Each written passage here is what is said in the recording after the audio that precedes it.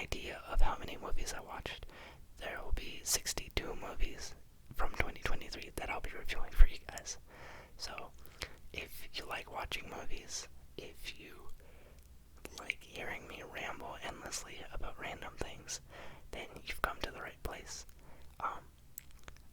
I just want to put it out there that I am not a film buff by any means. I just like watching things. I watch football, I watch basketball, and I watch movies.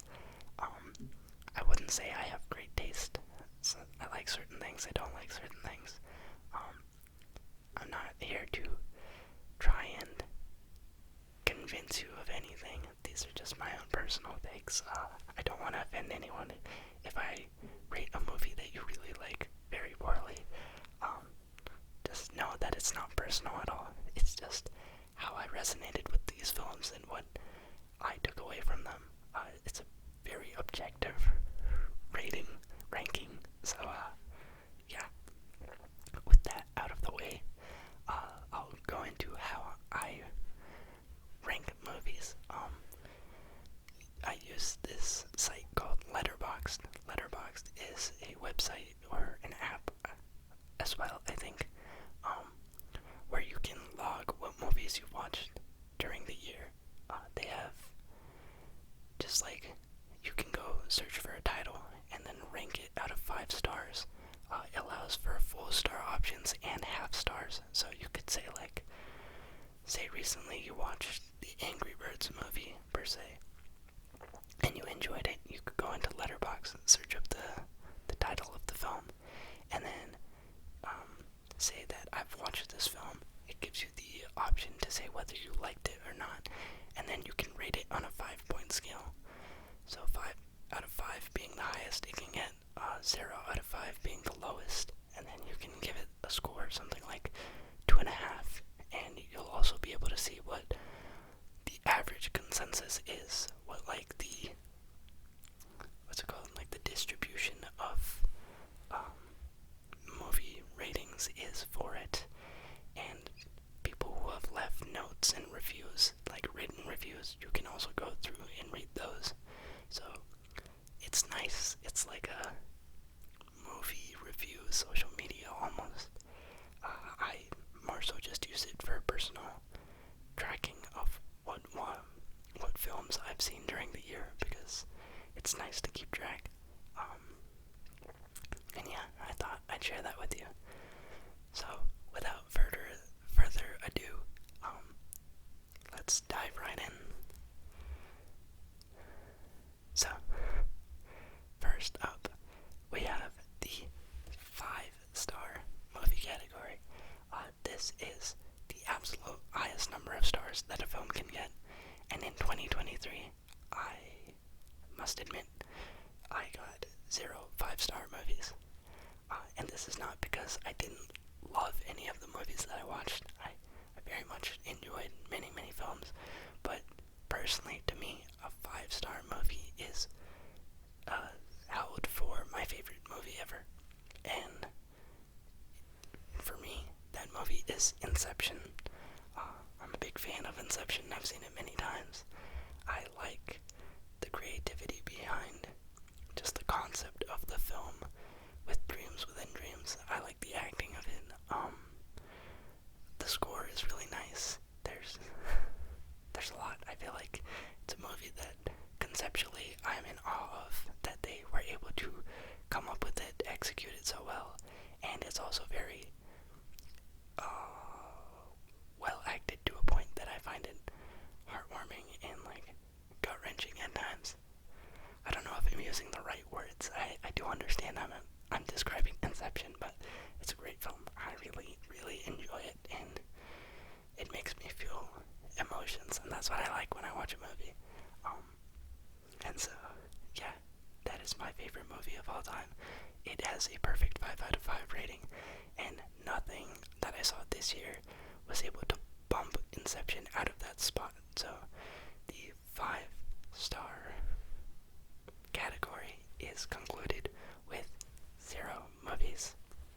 Alright, so after that, it only makes sense to move on to our next category of movies, which would be the 4.5-star category.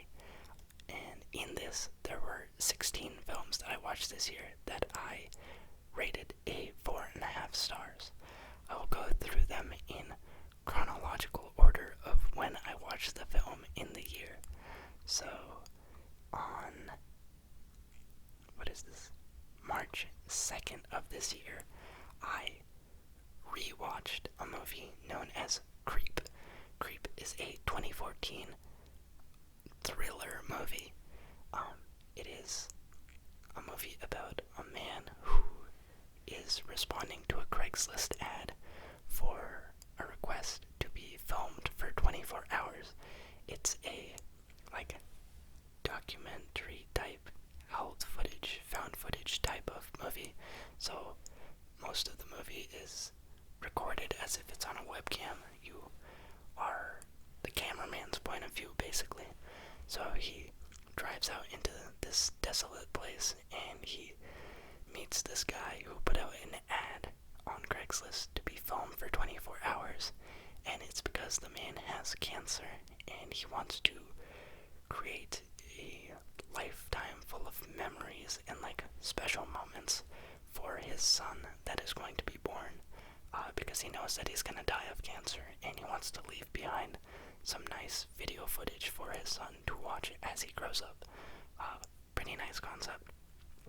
But as I mentioned, this is a thriller movie, so obviously at some point things take a turn for the worse for the cameraman, and yeah, I'll leave it at that. I want this to be a spoiler-free review, so you'll have to watch for yourself if you want to find out what happens. But moving into why I think this is a 4.5 star movie, I think that Creep, it lives up to its name. It's a very, very creepy film. It does an excellent job of being unsettling.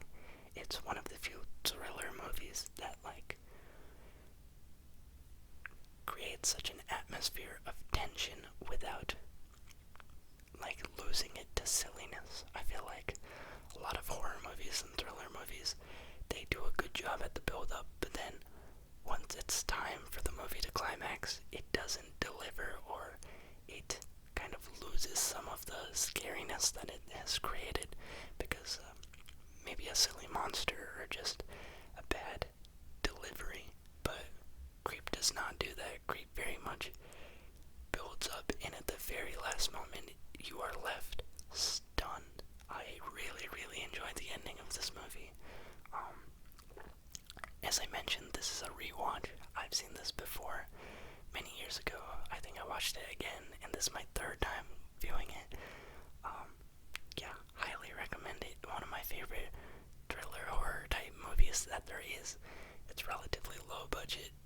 It's also pretty short. It's not a long movie at all. The whole thing is within 90 minutes, but if you're a fan of suspense and eeriness, definitely a film that I would recommend you check out. So, after that, moving on to the second movie in the 4.5 star category. This is a movie that I rewatched on March 22nd, and it would be Everything Everywhere All at Once. This is a 2022 film, an A24 production that was also the 2022 Best Picture at the Oscars. I feel like most people have seen this movie. I had seen this movie as well, but I was rewatching it with a couple roommates who had not seen the movie yet, and so, yeah, that was my reason for watching it. The movie itself is it follows a mother, a Chinese mother, who runs a laundromat. She has a very kind of optimistic golden retriever-esque husband who is very excited about life and positive, whereas she is more of the pessimist and down-to-earth and just overall kind of a negative Nelly type of character.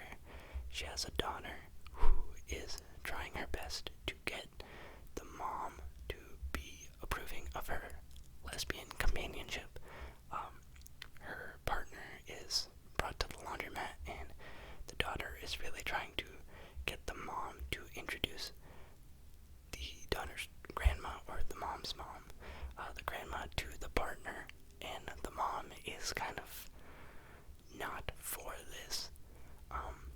All while this is happening, the laundromat is also being audited, so they have to get their taxes in order, and the movie kicks off with the mom and the dad going to the tax office to talk to the tax agent, and during this time,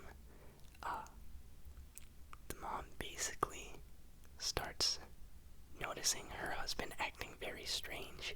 He is all of a sudden acting like a secret agent, saying that, like, he's giving out instructions to her and acting all spy-like, and then he just snaps back to his regular self as if he doesn't remember that it happens.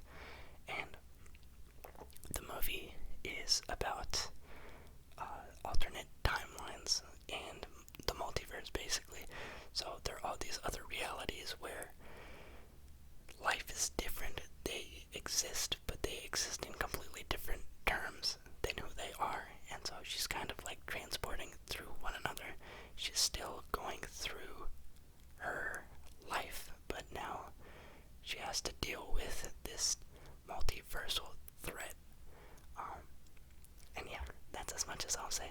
It's a very creative film, very heartwarming as well. Deals with many different themes: companionship, intergenerational trauma, acceptance, family. Yeah, it's got a lot going on. Very nice costume and action sequences as well. It's kind of got a bit of everything, I would say. Definitely was very happy that this movie won Best Picture at the Oscars. I'm not the only one to recommend it. Definitely, like, it's on most people's lists, very high up.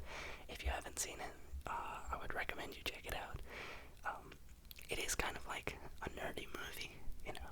It's one of those conceptually funky ones. It's not the most straightforward, but I think almost anyone would be able to pick it up by watching it.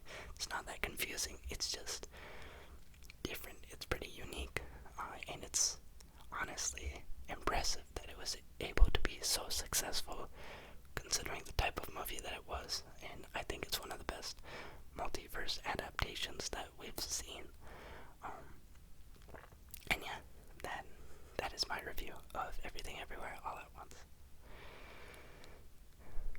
Moving into number 3, the third movie that I rank 4.5 stars on this list. This is a movie that I watched on March 24th.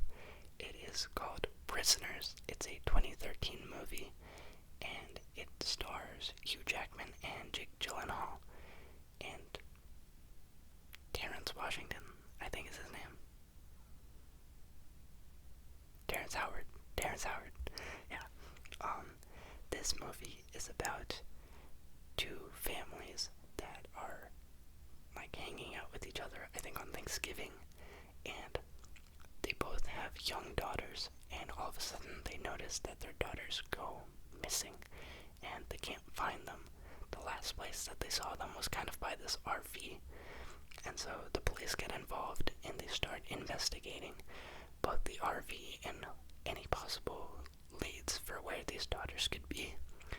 And the movie is about the police investigation trying to find the daughters. So you follow Jake Gyllenhaal's story of trying to piece together what is going on, and also Hugh Jackman's kind of like personal investigation and taking the matter into his own hands. He believes that the police are not taking this case seriously enough, so he starts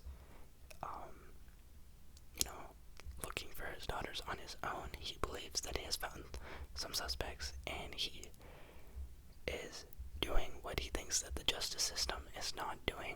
So you get to see how he carries out justice. You get to follow the police officers, and it's just about the the stress put on all these people's lives by the loss of these two daughters and how they're dealing with it. Not dealing with it, but like how they're searching. And so it's very high stakes. There's a lot of emotion. It's another like thriller type movie. Thriller, kind of like a drama. Very suspenseful. You're constantly wondering like, who did it? Who's gonna find who did it? Are the girls alive? Have they passed away? Yeah, there's a lot that your mind goes through while you're watching the film, and I think like the ending is pretty good as well. It caught me off guard at the very least, and yeah, that's all I'll say. This is a movie that I've wanted to see for a little bit, and I was lucky enough to watch it in 2023. I watched it with my parents at home. I think my dad had already seen it, but he had forgotten most of the movie. The acting is very good. You know, it takes a lot to be able to portray all of that personal grief. Grief is like kind of hard to portray with a lot of convincingness. I don't know what the word I'm looking for is, but you really feel like you feel for Hugh Jackman. Hugh Jackman is a morally ambiguous character in this movie, I will say, and you are able to empathize with him and his actions, even though he might not be doing all the right things because his motivation is set, and just the way that he portrays this character is great. I also really like Jake Gyllenhaal as an actor. That was a big motivation to watch this film as well. And yeah, I enjoyed it quite a bit. It goes up there for me. Would recommend if you like mystery, crime, drama, thriller type movies. But there's like a decent bit of swearing, I guess. Creep, on the other hand, is for the most part fine. It's not that violent, it's not that explicit, but Prisoners, it's very tense, and they do lean into some cursing and some more uncomfortable scenes, so watch at your own risk. After that, we move into the fourth 4.5-star movie. This is another rewatch, and it's a movie I watched on April 13th of this year. It would be none other than 21 Jump Street. This is one of my favorite comedy movies. It is from 2012. It stars Channing Tatum and Jonah Hill. It's about these two unlikely friends. Channing Tatum's character basically bullied Jonah Hill in high school, but then they both went to the police academy together, where they formed an unlikely friendship, and then they graduated and became cops. Then, after becoming cops, they stumble onto a kind of very trendy drug, and they get assigned to this undercover case where they have to go back to high school and pretend to be teenagers so that they can discover who the dealers and suppliers of this new trending drug are. And in this movie, there is a bit of a role reversal. Channing Tatum in high school originally was like this popular athletic jock type figure, and Jonah Hill was like a very nerdy loser. And when they go back to high school, even though they're friends now, they have reversed roles. So you get to see them deal with Jonah Hill now having this like luxury VIP type treatment that he never had. He's finally a cool kid. And on the other hand, you see Channing Tatum deal with being like kind of an outcast and a weirdo, which he is not used to. So you have the dynamic between them, you have the ongoing drug investigation, and just a lot of hilarious hijinks and silliness. Definitely like a silly, stupid movie. college, I would for sure give this a watch. It's very funny, worth watching at least once. I have seen this movie so many times. This is a rewatch. I actually saw it twice this year. Once with my roommates in college. I think that was this viewing. I saw it again later in the year, but only part of it because my dad and I were at a hotel and we were flipping through channels, and it happened to be on. I just find it very hilarious. Ice Cube's also in this movie. Brie Larson, Dave Franco, Rob Riggle. I don't know his name for sure, but good acting, good cast, just great script. I think the delivery of a lot of the jokes and just the gags that they go for are quite funny. Yeah, very enjoyable movie, lighthearted, and yeah, you don't have to take it too seriously. The plot is just a fun plot. It's a nice film, and it gets a laugh out of me every time. Hopefully it'll do the same for you. So yeah, if you haven't seen it and you like comedies, go for it. After that, we move into the fifth 4.5-star movie in this list. This is a movie that I watched on April 18th. This is yet another rewatch for me, and it is Gone Girl, a 2014 film starring Rosamund Pike and Ben Affleck.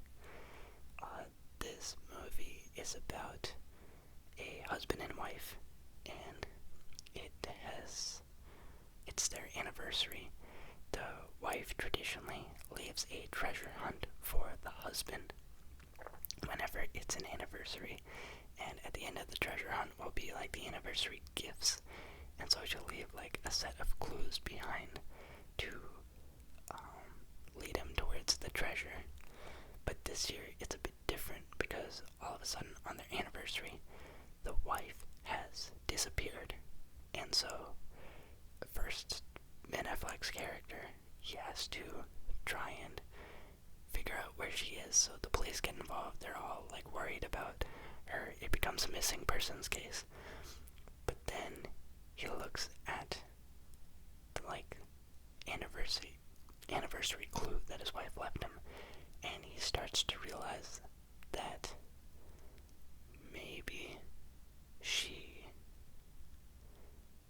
is alive. Maybe she wasn't kidnapped, but she was planning this.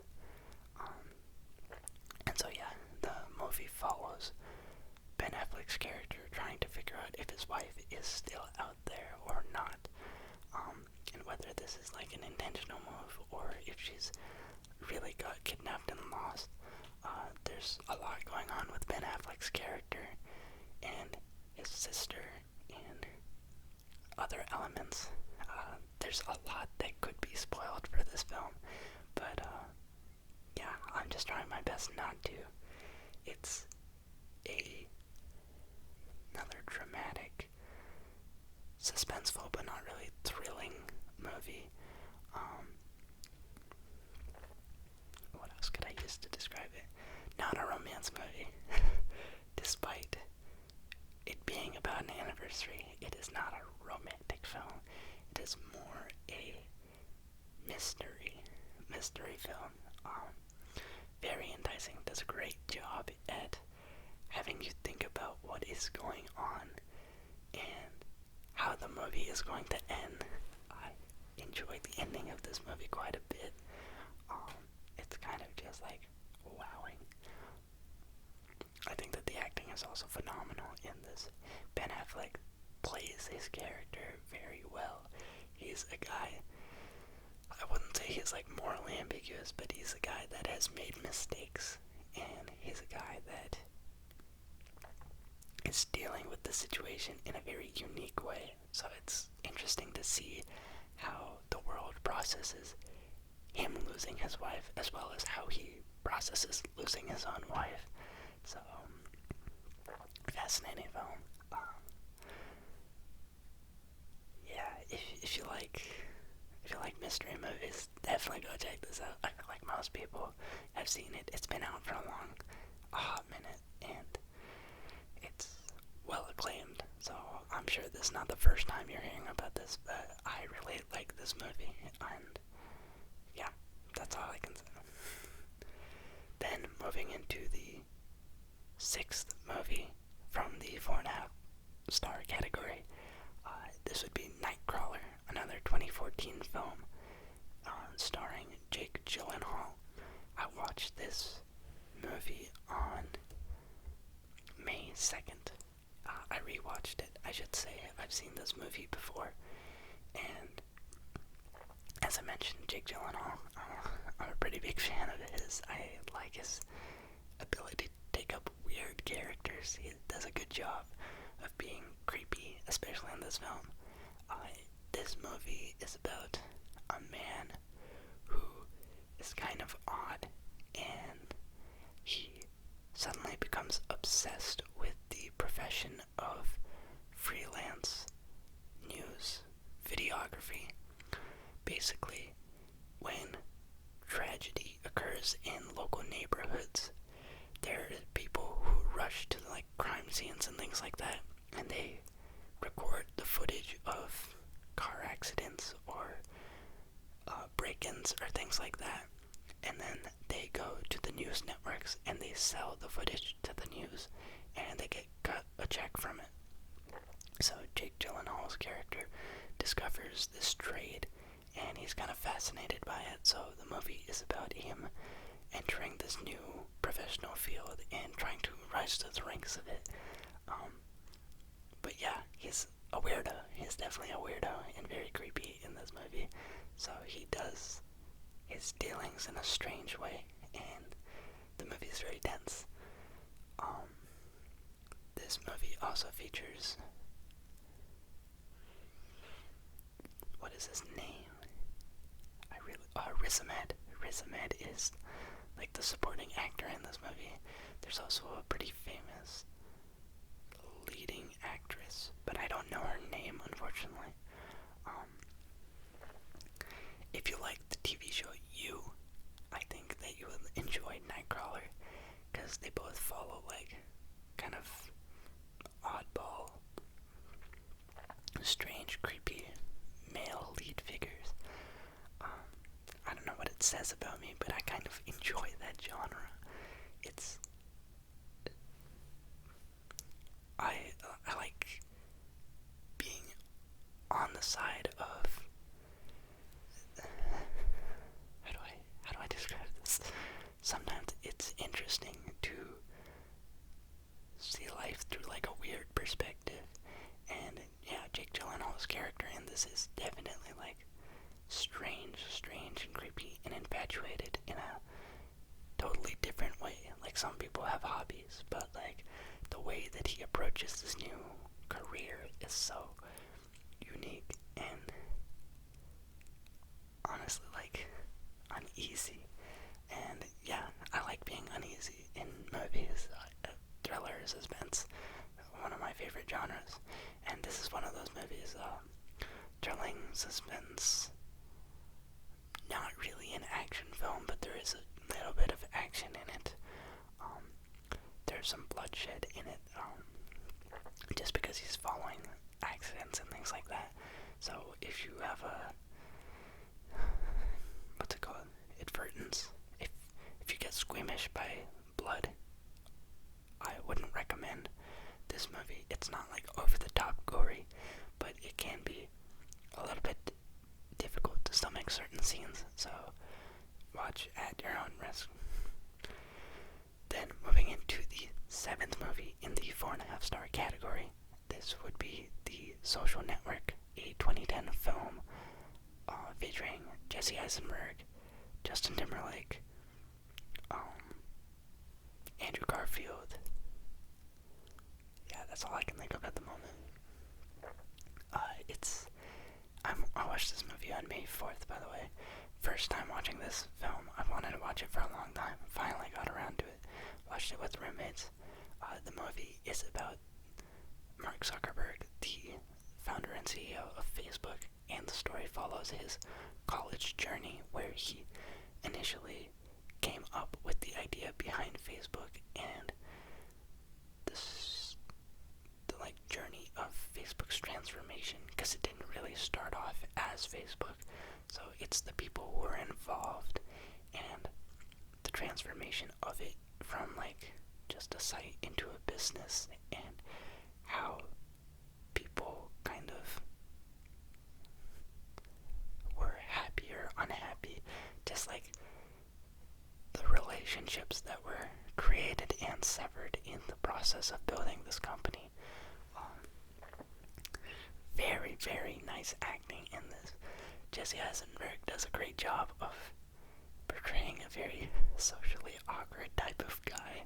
Well, not socially awkward, just like kind of like an on the spectrum type of dude who is an oddball, very blunt, not the best with social cues, but obviously very intelligent.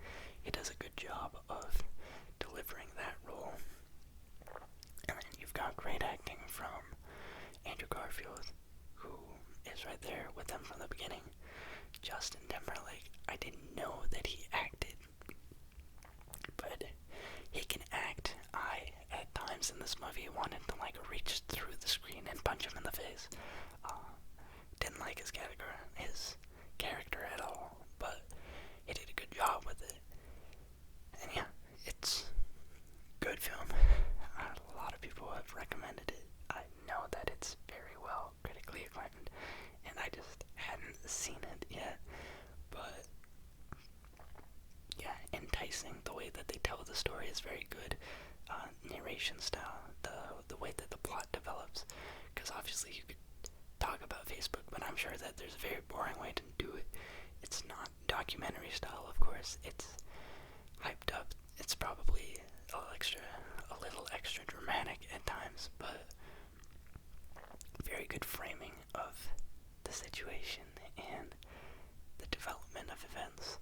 And they really lean into the relationships that Mark Zuckerberg had with some of the people in his founding and fallouts and things like that. So it's neat. Good acting. Yeah, would recommend. Then after that, we move into, I believe, the 8th movie in this list. I watched this on May 5th. It is the first time I had watched this. This would be the first Marvel movie entry, Guardians of the Galaxy Volume 3. I'm a very big Marvel Cinematic Universe follower. I've watched every movie. I've watched most of the TV shows, but I haven't really kept up with those as much. Phase 4 kind of was like a little bit of a dip for them. They fell into a lull. I'm not as enthusiastic as I once was. It's kind of hard to explain this film completely from scratch if you don't keep up with the MCU, but the basic gist of it is there is this group of intergalactic travelers known as the Guardians of the Galaxy. This is like a band of misfit, I wouldn't say misfit, they're more like rogues. They're free agent bounty hunter types that roam the galaxy and just carry out their own personal things, and then they're kind of forced together and for a greater purpose. And so yeah, then they become a team. So that was Guardians of the Galaxy Volume 1. Then there was a Volume 2, and now Volume 3 it focuses more on this one member of the Guardians of the Galaxy, whose name is Rocket Raccoon. He is a talking raccoon alien that has been like digitally modified to become very human-like, but in raccoon form. He's voiced by Bradley Cooper, and it's about his past, how he was created, the guy who created him, and yeah, you'll learn a lot about Rocket in this movie. And then obviously the rest of the Guardians accompany him, and they go on a mission. So that's what the movie is about. With Marvel properties these days, I feel like there are two basic things. There are movies that either progress the the overall MCU plot, or there are movies that can tell a story. Some movies, they're very instrumental in moving the overall picture of things forward. There are others that just have a very well-written character or basis, so they are trying to tell a complete story in themselves, and then it fits into the larger realm of things. And so this is one of those where it's a pretty complete story. It doesn't feel like a filler movie. It focuses on the Guardians, and it's pretty contained to that. Obviously, there are references and tie-ins to other things that are happening in the MCU, and the repercussions of this movie will be felt, but it's not like it's purely trying to progress the MCU as a whole. It does a very good job of fleshing out character arcs for these characters. The movie didn't do exactly what I was hoping it would do, but it was emotional, you know. I feel like if the movie can invoke emotions, especially when it comes to something that's so far away and distant, like you've got a tree, one of the characters is a tree, another one is like a Asian looking alien that has antennas, and then one is Dave Bautista that's painted all blue, Zoe Saldana painted green, regular old Chris Pratt, all these people, and a talking raccoon. When a movie can make you feel emotions for a talking raccoon, I feel like it's done a good enough job. And yeah, I like the colors, I like the soundtrack, I liked the acting, I liked the emotion. The villain was pretty compelling and good. The action was nice. So yeah, as far as Marvel movies go, this was one of the more promising ones from the last couple years, and I liked it a lot. So yeah. Then, moving forward, this is the 9th movie in the 4.5 star category. This is another rewatch that I watched on May 29th, and this would be Crazy Rich Asians. It's a 2018 film featuring Henry Golding and Constance Wu.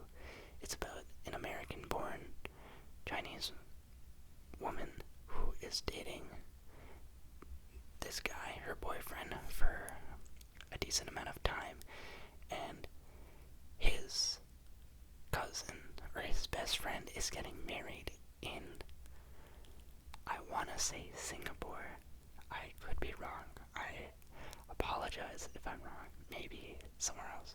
But, yeah, and so all of a sudden, Constance Wu's character discovers that her boyfriend secretly comes from a very, very rich household that he just never revealed. And so now she is accompanying him to attend this wedding and being kind of like, she's meeting all of his family for the first time and learning all these things about her. So it's learning about his family, meeting them, but also being judged by them because they view her as an American and they're all kind of like more traditional, and they're gonna be very skeptical because they think that she's into him for the money, but she didn't even know about the money. So yeah, it's about crazy rich Asians. Very pretty set design, very nice costumes, heartwarming film. Yeah, I like it quite a bit. This is my girlfriend's favorite movie, and I was watching it with her. So maybe I'm slightly biased, but I think it's nice. It's just a nice movie that's, once again, well acted. I feel like they do a good job of portraying family tension, especially surrounding money. And there are a lot of very pretentious characters. There are a lot of very down-to-earth characters. There's a good amount of dealing with stereotypes and stigmas against people from different financial backgrounds, different countries, things like that. Focuses on love and family. A lot of nice themes, and it's not just about Constance, but there are a couple other arcs in the movie that you can follow as well. And yeah, it's a very pretty film. And there's a bit of humor in it as well. So, nice movie. Would check it out if you like rom-coms, if you like, yeah, rom-com type of film. That's how I would say it, I guess. Moving forward into the, oh shoot, I need to count. What is this? 1, 2, 3, 4, 5, 6, 7, 8, 10th movie from the 4.5 star category. This is a movie I watched on June 1st. First time I've ever seen it. It is Spider-Man Across the Spider-Verse. It was released this year. It is the sequel to Spider-Man Into the Spider-Verse. It is a Sony-produced Miles Morales film. It follows Miles Morales' Spider-Man character. In the first movie, he kind of discovers Peter Parker in a fight. He gets bitten by this radioactive spider, and then he takes over as Spider-Man in his universe, but there's like a multi-dimensional rift, and it causes other Spider-Men to come into his universe. So they kind of teach him what it means to be Spider-Man, and they foil Wilson Fisk's plan to like tear a hole open in the universe to try and like bring back his family. And so yeah, that is the first movie. The second movie deals with the repercussions of like the multiversal tears.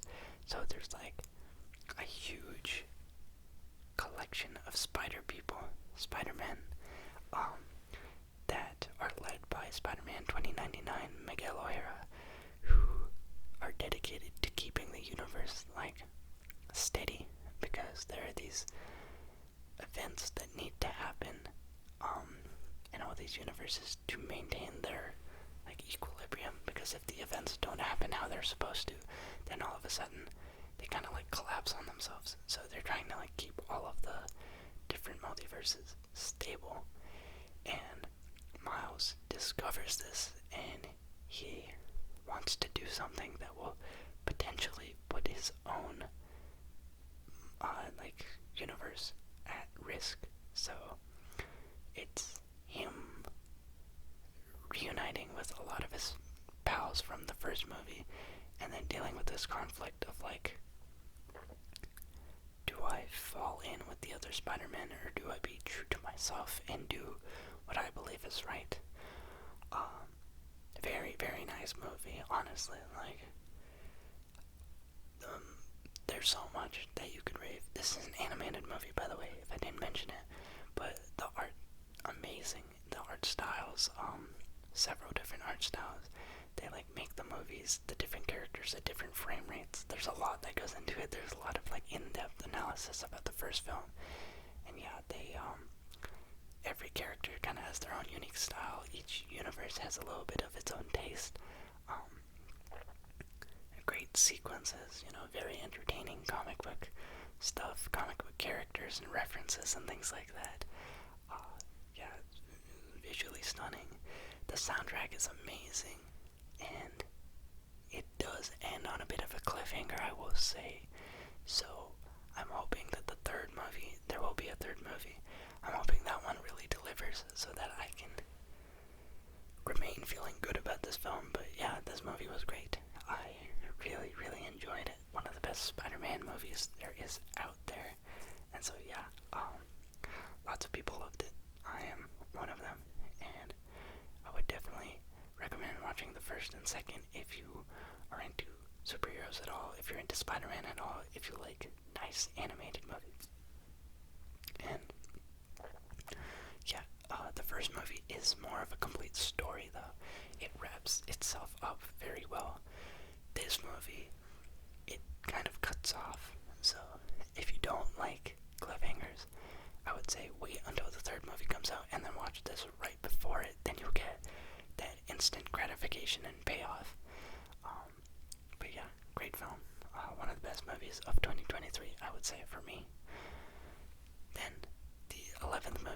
4.5 star category. This is a rewatch for me, yet again. Watched it on June 13th. It is the 2019 film known as Marriage Story. It features Scarlett Johansson and Adam Driver. And it is about them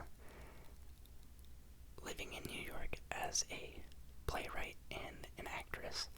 They got together and they had a kid, but now their marriage has kind of become dull and stale. So they're trying to go through like couples therapy, and finally Scarlett Johansson has decided that she wants to get a divorce from Adam Driver.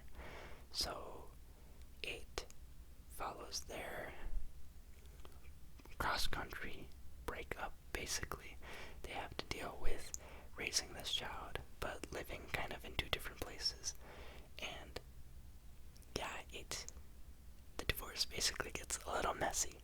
So there's pettiness, there's love, there's bitterness and hatred. It talks about family, not even just their family, but their own individual families and how they get involved. There's lawyers. Very, very good acting. You know, this is a hard topic to cover well, but the emotional display in this film is great and it's very realistic. I don't believe I've mentioned this before, but I actually do come from divorced parents, and the time frame is pretty similar. The boy in this movie is quite young. He doesn't really understand what's going on with his parents, and it was a similar case for me.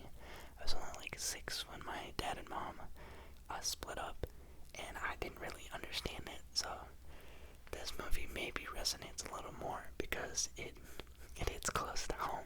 I feel like it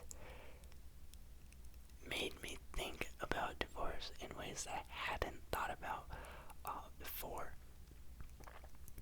Not even like in good ways. I honestly made me feel more guilty because you watch the kid and you can't help but feel a little bit of frustration as a viewer, because obviously the kid doesn't know anything, but like he is making his parents' lives harder.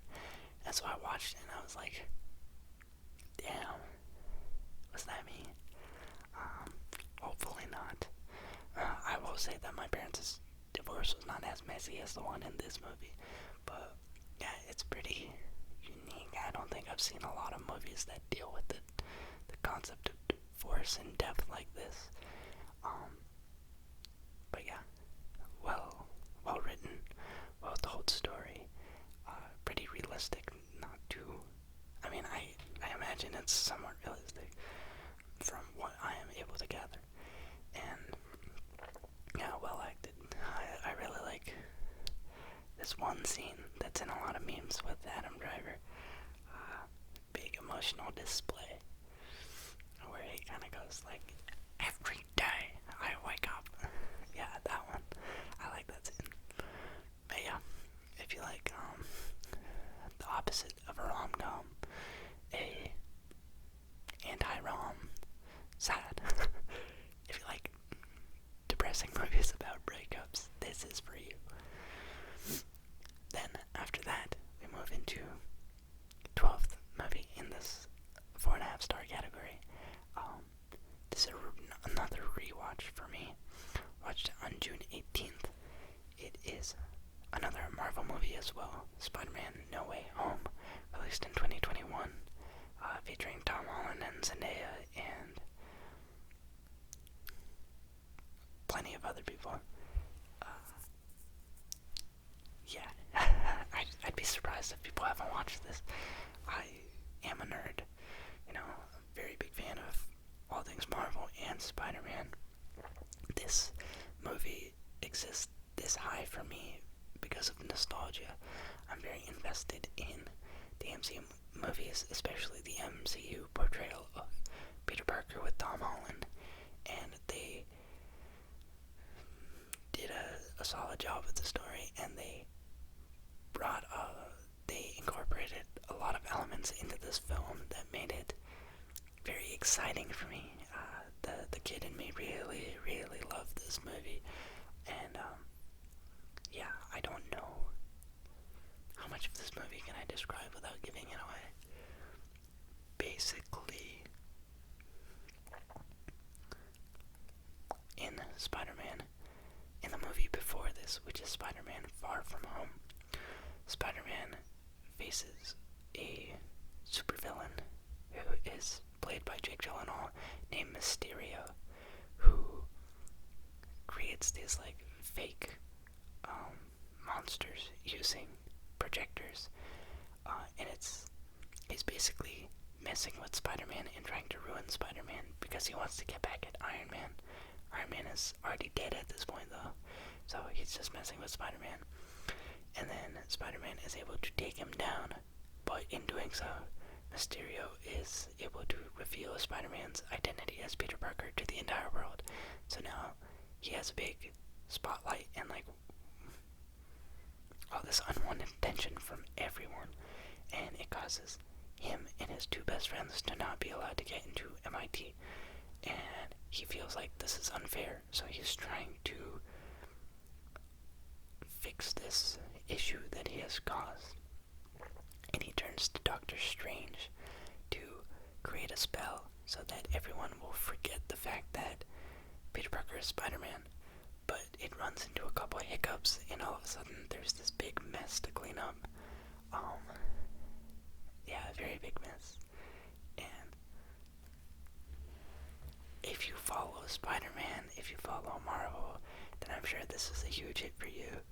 If you are not caught up in these weird, geeky, nerd loser type things, I don't blame you.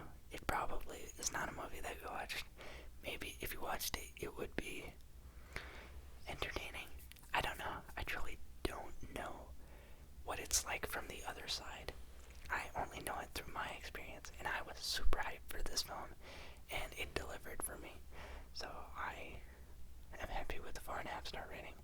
I rewatched this for the first time, really. I only watched it once, opening night in theaters, and actually like a night before opening night, and then I didn't watch it until this year again.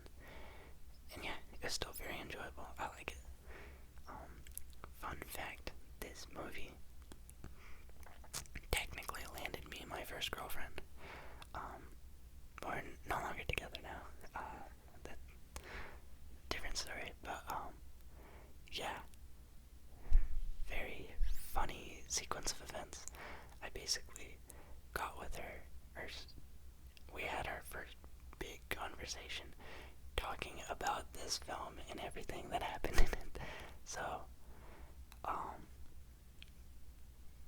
yeah, pretty significant film, I would say, in my life.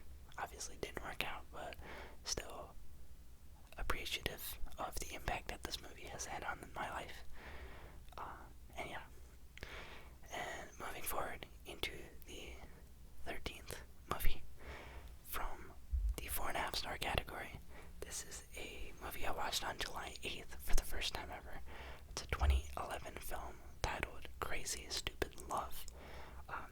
Lots of stars in this movie. You've got Steve Carell. You've got unknown other female lead that he's married to.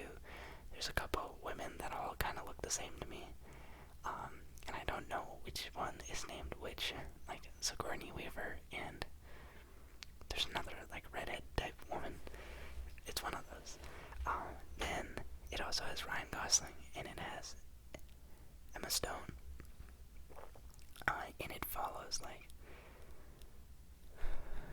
Steve Carell is a married man with kids, and his wife wants to get separated.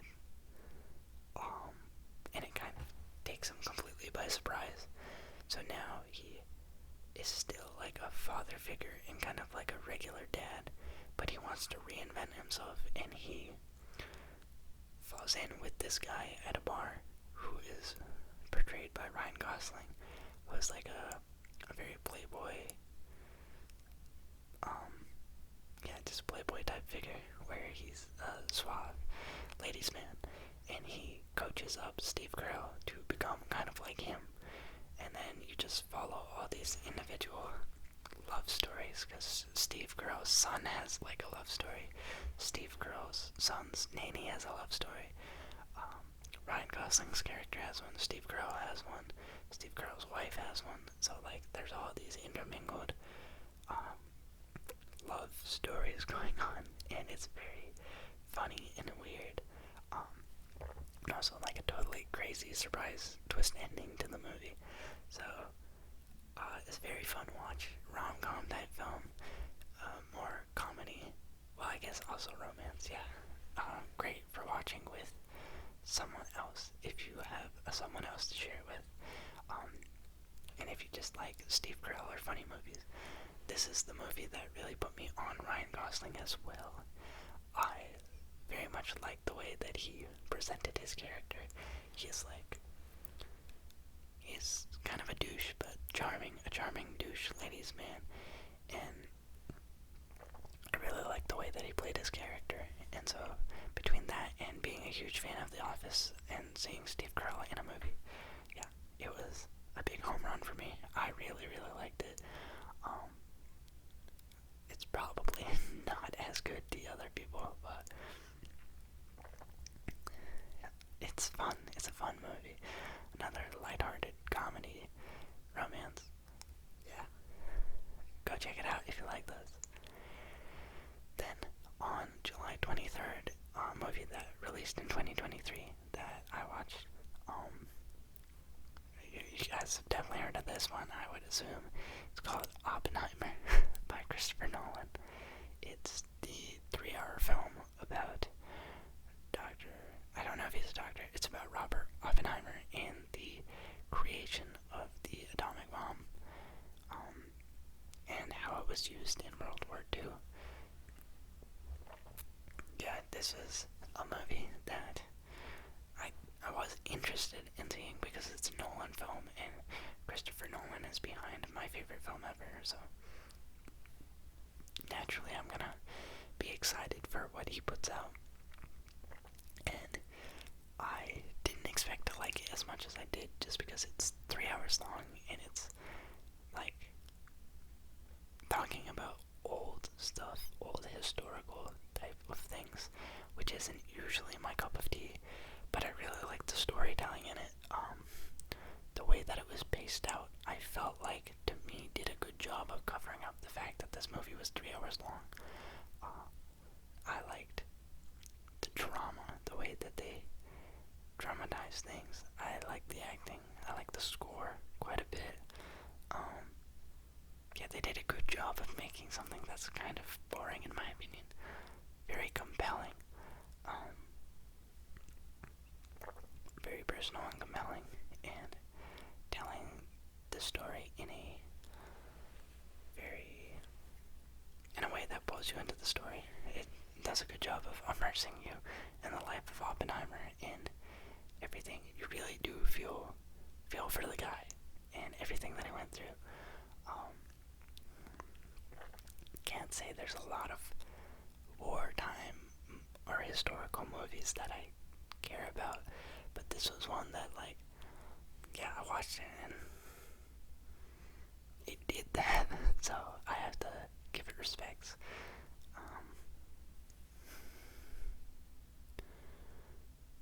Yeah, is there anything else to say about it? It is long. If you don't like long movies, not one I would suggest, because it's definitely three full hours.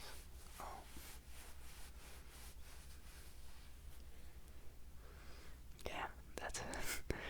Now moving into number 15.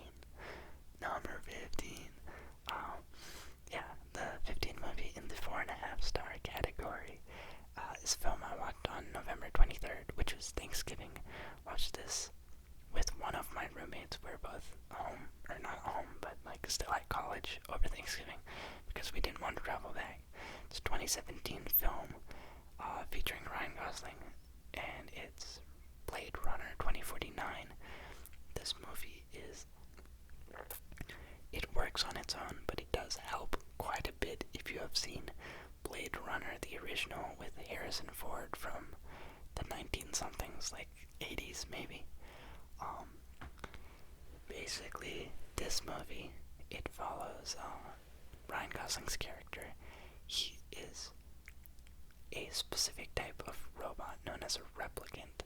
So there's a very realistic human robot copy called replicants, and there was an original batch that was created by this corporation.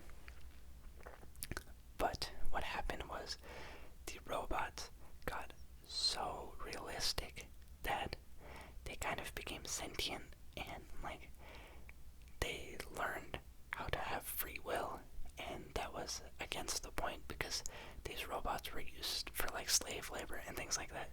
So obviously the corporation didn't like it and they needed to get rid of these robots. But once they developed free will.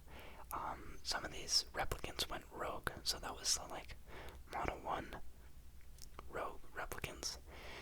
Then the company went under and it was bought by someone else later who created a new batch of replicants, like a 2.0 batch that is better.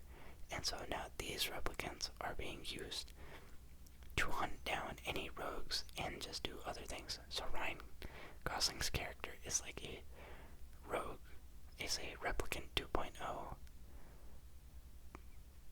police officer. And his job is to hunt down the rogue replicants from the first batch. And the movie is about him trying to piece together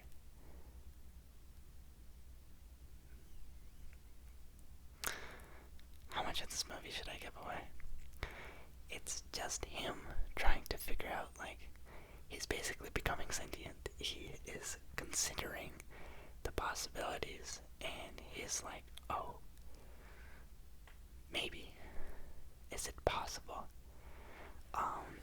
that I'm, like, not just a robot?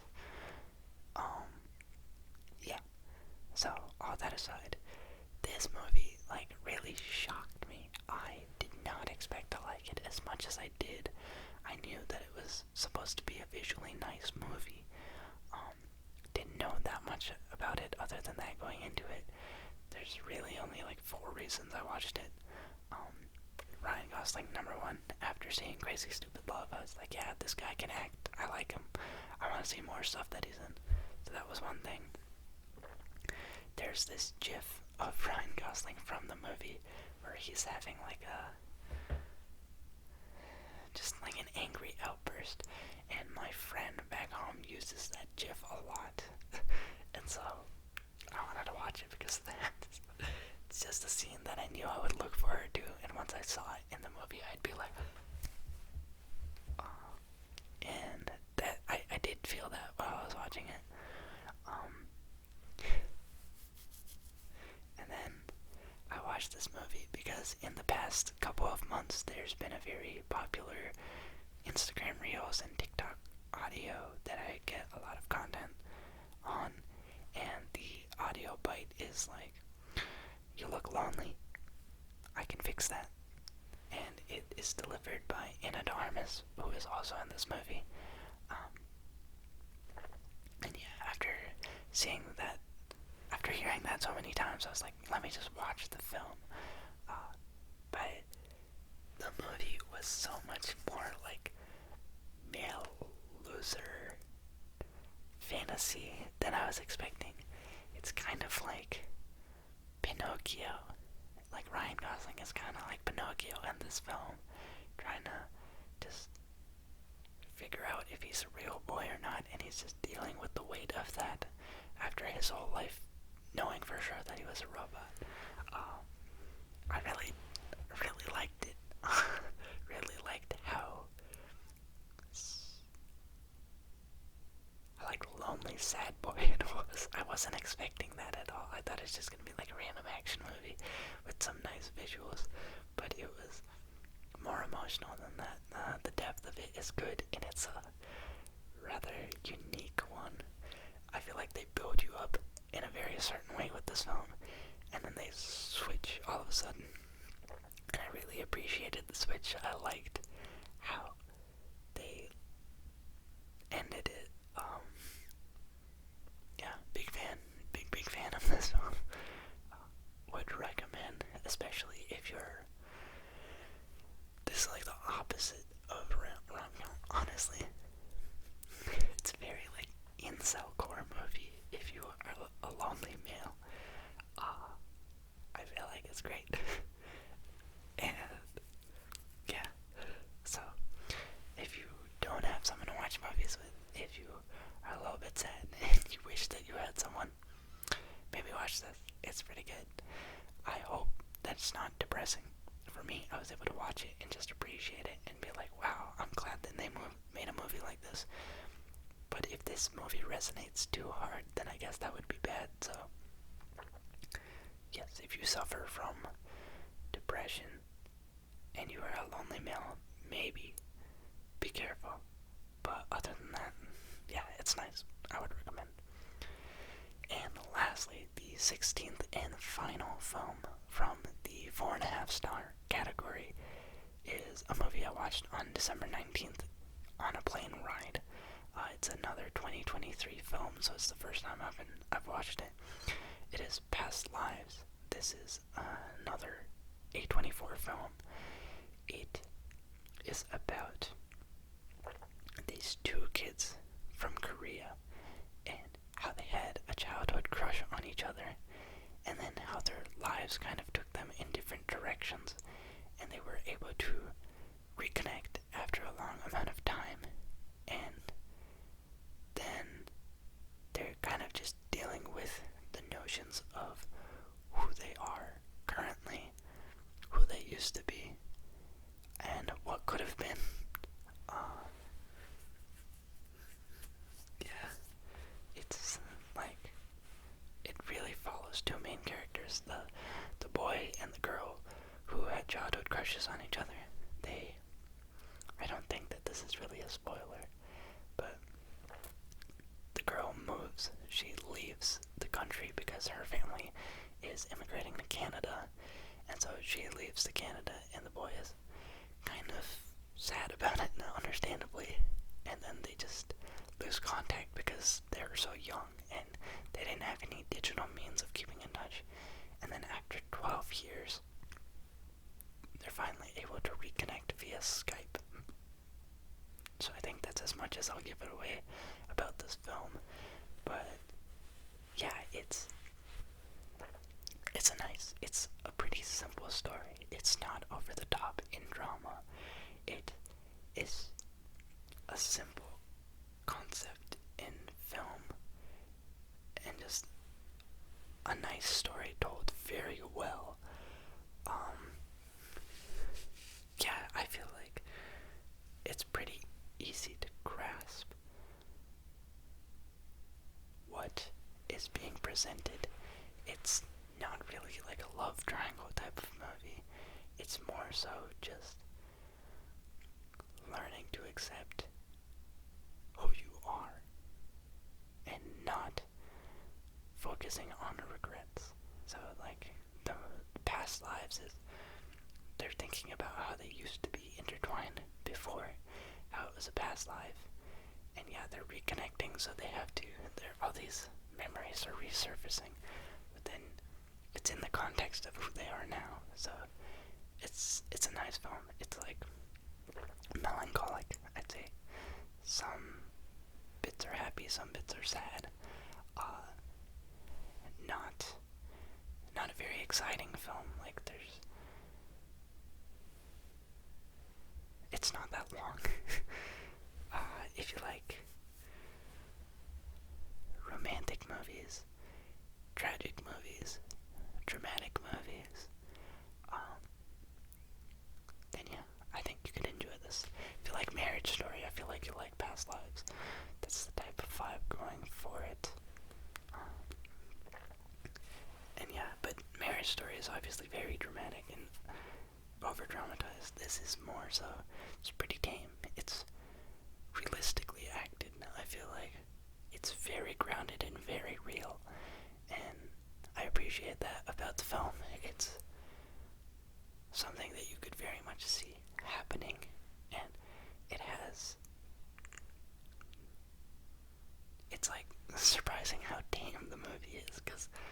obviously when you watch a movie, you've kind of been trained to jump off to all these like crazy conclusions of what will happen and of what could, where the movie might be going. But this movie like leads you in that direction, and then it addresses it. It addresses the exact fact of what you're thinking, and then you're left going like, oh, they know where my mind is going. So are they gonna do it? Like, they've already addressed it so clearly. It would be weird if they did it. Are they going to? And then you just have to watch the rest to see, like, are they gonna actually carry it out, or how are they gonna address it? What's gonna happen in the rest of the film? So yeah, nice film. And yeah, that concludes the 16 movies that made up the 4.5-star category of the 2023 films that I watched. Alright, so after that, the next logical step is to dive into the 4-star category of films that I watched this year. These are all movies that I enjoyed to a good extent, but I didn't crack my like favorites that I watched in the year. They're all still movies that I liked and would consider good to great. So in this category, there are 14 films, so it's a bit smaller than the 4.5-star category. We'll see if I can address it more quickly. I feel like this video is going to end up being pretty lengthy, based on the length of the recording I just saw for the 4.5-star category. So, who knows? I might be putting out a 4-hour-long video. I don't know. We'll see.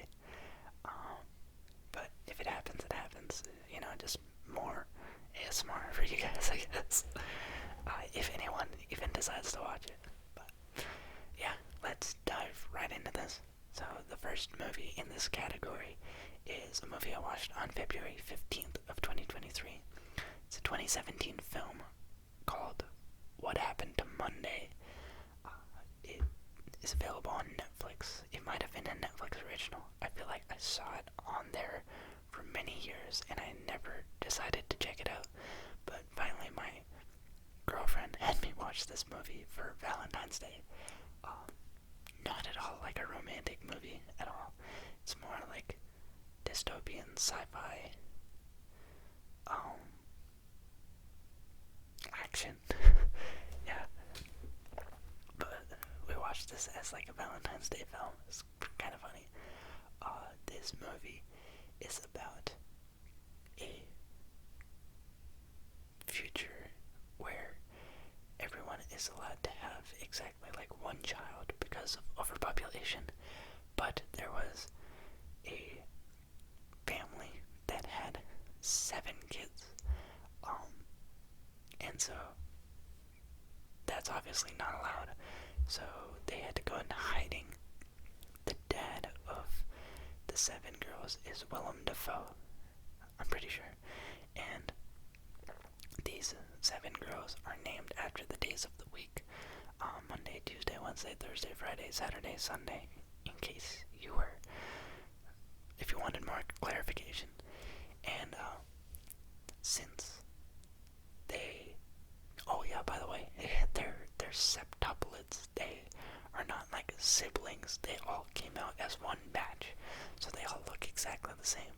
So the movie is about how they all every day take turns going out into the surface world and pretending to be the same person. So everything's going like bright and dandy. They have their routine going. No one has caught on to the fact that each day of the week it's a different woman that's all pretending to be the same. But then all of a sudden, one day, the Monday septuplet has gone missing, and so the other 6 are panicking and wondering what happened to Monday. And yeah, so then they have to like be very careful about it because they're like, are we being hunted? Did she get lost? How do we find her without like revealing that we exist? And yeah, very interesting interesting concept. It's kind of like, at least when I was watching it, it was like, what if the entire world became like China when they had that one child per household rule? And yeah, interesting. Lots of action. The acting is alright. It's more so about the creativity of the plot and trying to figure out what will happen. A bit suspenseful, but not too over the top. It's more of an action movie. But yeah, it's enjoyable. This was the first time I had ever seen it. I didn't know at all what it was about. What happened on Monday? I thought it was going to be like a time travel movie. I had no idea that there was going to be a character named Monday and that she was a part of 7 siblings or anything like that. So it was nice to have given this movie a chance finally and seen what it was like truly about. But yeah, entertaining, definitely an entertaining film, and I liked it. It was good. So yeah, moving into the second film in the 4-star category. This is a rewatch that I watched on March 29th. It's a 2012 movie that most people have heard of. It's called The Hunger Games, with the original cast with Katniss Everdeen, played by Jennifer Lawrence, and Peter Mullark, played by Josh Hutcherson, and Gale, last name, played by Liam Hemsworth.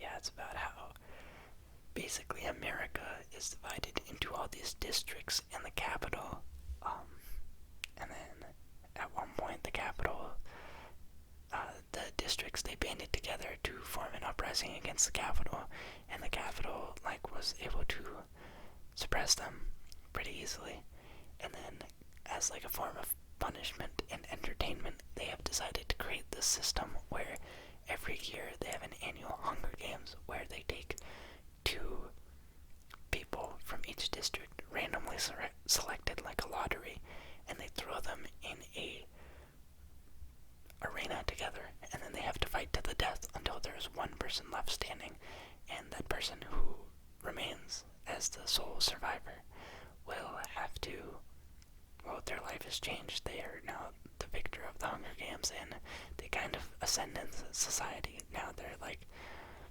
they can leave their district, I think. So yeah, Katniss gets picked, Peeta gets picked. Well, Katniss doesn't get picked, she volunteers for her younger sister. And yeah, it's about trying to survive the Hunger Games, and also Peeta reveals that he has a crush on Katniss, so it's about the romance as well. Kind of like another dystopian future film, a little bit of a romantic movie, more action thriller. Yeah, young adult. I don't know how to describe it really. Most people know this movie. I don't really need to describe it, but I was rewatching this because I saw that it was gonna disappear from Netflix, and I was like, yeah, I may as well give it a watch. I'd never even watched the new Hunger Games movie that came out later in the year, but I think I probably will after I rewatch the other Hunger Games installments, because I watched this, then there's Catching Fire and Mockingjay Part 1 and Mockingjay Part 2. I read all of the Hunger Games books when I was growing up. I wasn't a big reader, I didn't read a lot of things, but this was one series that I did read all of, except for the Ballad of Songbirds and Snakes. I haven't read that one, so I wonder how that'll affect my liking of the movie. Maybe because I have no information I like in the movie a lot. But yeah, it's a entertaining film with a cool plot, and yeah, some of the romance and stuff is cheesy, but it's thrilling. It's a cool concept. I liked it. Yeah. Then number 3 in the 4-star category is a 2023 film that I watched for the first time on April 6th, and it was the Super Mario Bros. Movie. This is an animated film about Mario, the Italian plumber from the Nintendo games. scale movie about it. Basically, his brother Luigi gets trapped by Bowser, so Mario stumbles into the magical world of mushrooms and Princess Peach and Bowser and all these things. He's ideally just like a regular plumber from New York. But he stumbles into this world with his brother. His brother gets captured. Now he has to go on this journey to go save him. And yeah, it was a movie that was definitely carried by nostalgia. I was watching this movie and I didn't realize how many fond memories I had of playing New Super Mario Bros. On the DS. But they're all just like, just tiny little references in the film that brought joy to me. So I was watching it. The plot it's as good as it needs to be. The animation is very nice. The voice acting is fine. You know, Chris Pratt, he voices Mario, but he does a good enough job. I was worried about it, but he does fine. And yeah, it's funny. It's humorous. Very colorful and bright. And it just takes you back if you played games. Yeah, very nice. I like that. Then, moving into the fourth movie in the 4-star category, it's a movie I watched on April 21st. This is the first time I've watched this 2017 film. The movie is called I, Tonya, and it features Sebastian Stan and Margot Robbie, and I don't think anyone else famous that I can recall. And it's the life. It's shot in an interesting way. It's kind of like interview style of these characters recounting a event that happened. So it's about the life of Tonya, this figure skater, professional figure skater, and how she grew up and became very good at figure skating. And then there was this incident that they're all being interviewed about. Sebastian Stan plays her abusive boyfriend. There's also a lot of interviews with the mom. And so yeah, it follows whatever incident happened that kind of changed the life of this very prominent figure skater. Very interesting narration style, storytelling style. I also didn't know anything about the character or the person in real life at all. I don't know much about figure skating, and yeah, it did a good job of making a rather foreign topic interesting. Margot Robbie does a good job in this movie. She plays a quirked up white girl, and her mom is a very tough love type of mom. Doesn't give her any niceness growing up at all. Is very harsh on her, but kind of forces her to become this wonderful athlete. And then Sebastian Stan's character is just this obsessed boyfriend. And he won't leave her life for some reason. He plays a pretty frustrating character all throughout the film. I was like, goodness gracious, this guy needs to be put down. But yeah, that was a cool story about someone I had never heard of before, and it's entertaining. So yeah, I'd recommend it. Margot Robbie does a good job. Then, moving into the fifth movie from the 4-star category, it is a 2016 film that I rewatched on May 17th. This movie is called Nerve. It features Dave Franco and Emma Roberts. The movie is about this illegal online game that is very popular amongst high schoolers. Emma Roberts is a high schooler, and she is kind of this scaredy cat. So she finds out about this online game that basically has a bunch of people tuning in live, and you are able to pick between two options. You can be a it's like truth or dare, but there's no truth option. You are just given these dares and a set number of time to finish them by.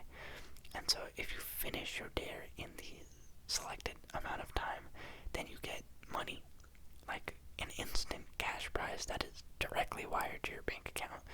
And so as you play the game more, you amass more and more followers, your dares increase in intensity, and you get more money for completing the dares. And so it kind of becomes a competition of like, slowly people drop out. Eventually you get a dare that you don't want to do, and if you don't complete the dare, then you're done. You can't play anymore. So you fail that one and you fall out. So the game progresses until there's going to be like just 2 people left in it, and then one final ultimate darer, basically. And so, yeah, Emma Roberts is kind of like a scaredy cat who is mad at a friend, so she wants to like prove herself not to be a scaredy cat, and that's why she starts playing the game. She by chance runs into Dave Franco's character, who is also playing the game, and then the viewers kind of like them together, so they start having to do dares, and the movie increases in intensity with the dares and things like that.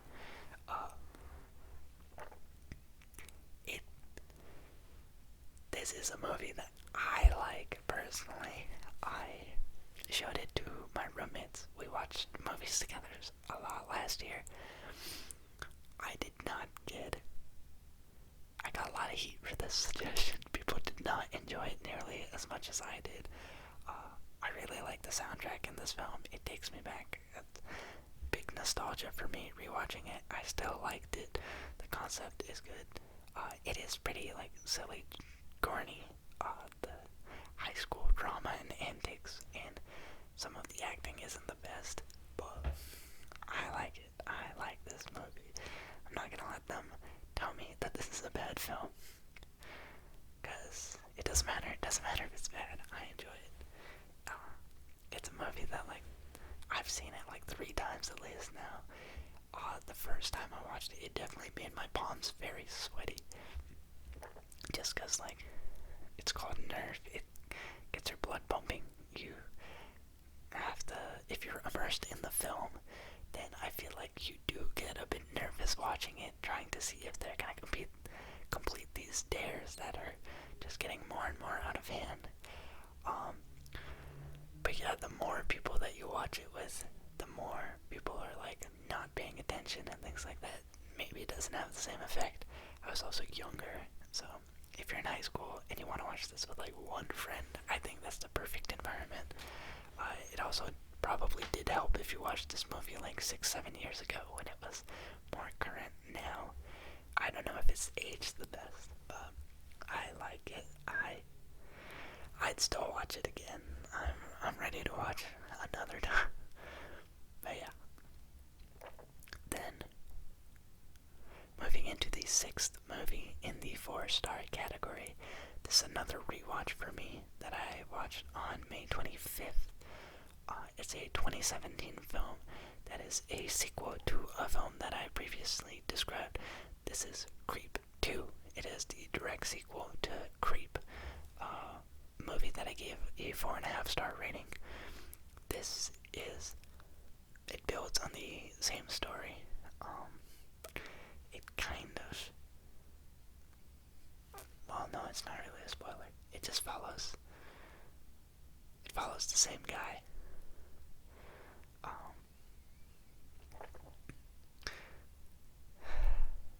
I don't want to, basically, it's a very similar type of movie, found footage type of film, where it's about a woman who is creating a web series that she goes on Craigslist and replies to the really, really weird ads, and then she documents her encounters with these people who are posting the ads, and yeah, she wants to go viral on these weird encounters, and she's trying to find her big break because this so far. She's done like 6 episodes, and they've all flopped. So she wants her last episode to be really enticing, and so she goes for a little more of an obscure Craigslist ad that she replies to, and it's the same guy from the first movie. If I reveal any further, it would ruin the first movie, so I can't get into any further details, but it's nice. It's good to watch after you've seen the first Creed movie. It's a little bit of a different tone. I'd say this one has a little bit more violence and cursing in it, whereas the first one didn't. This one's also almost equally uncomfortable.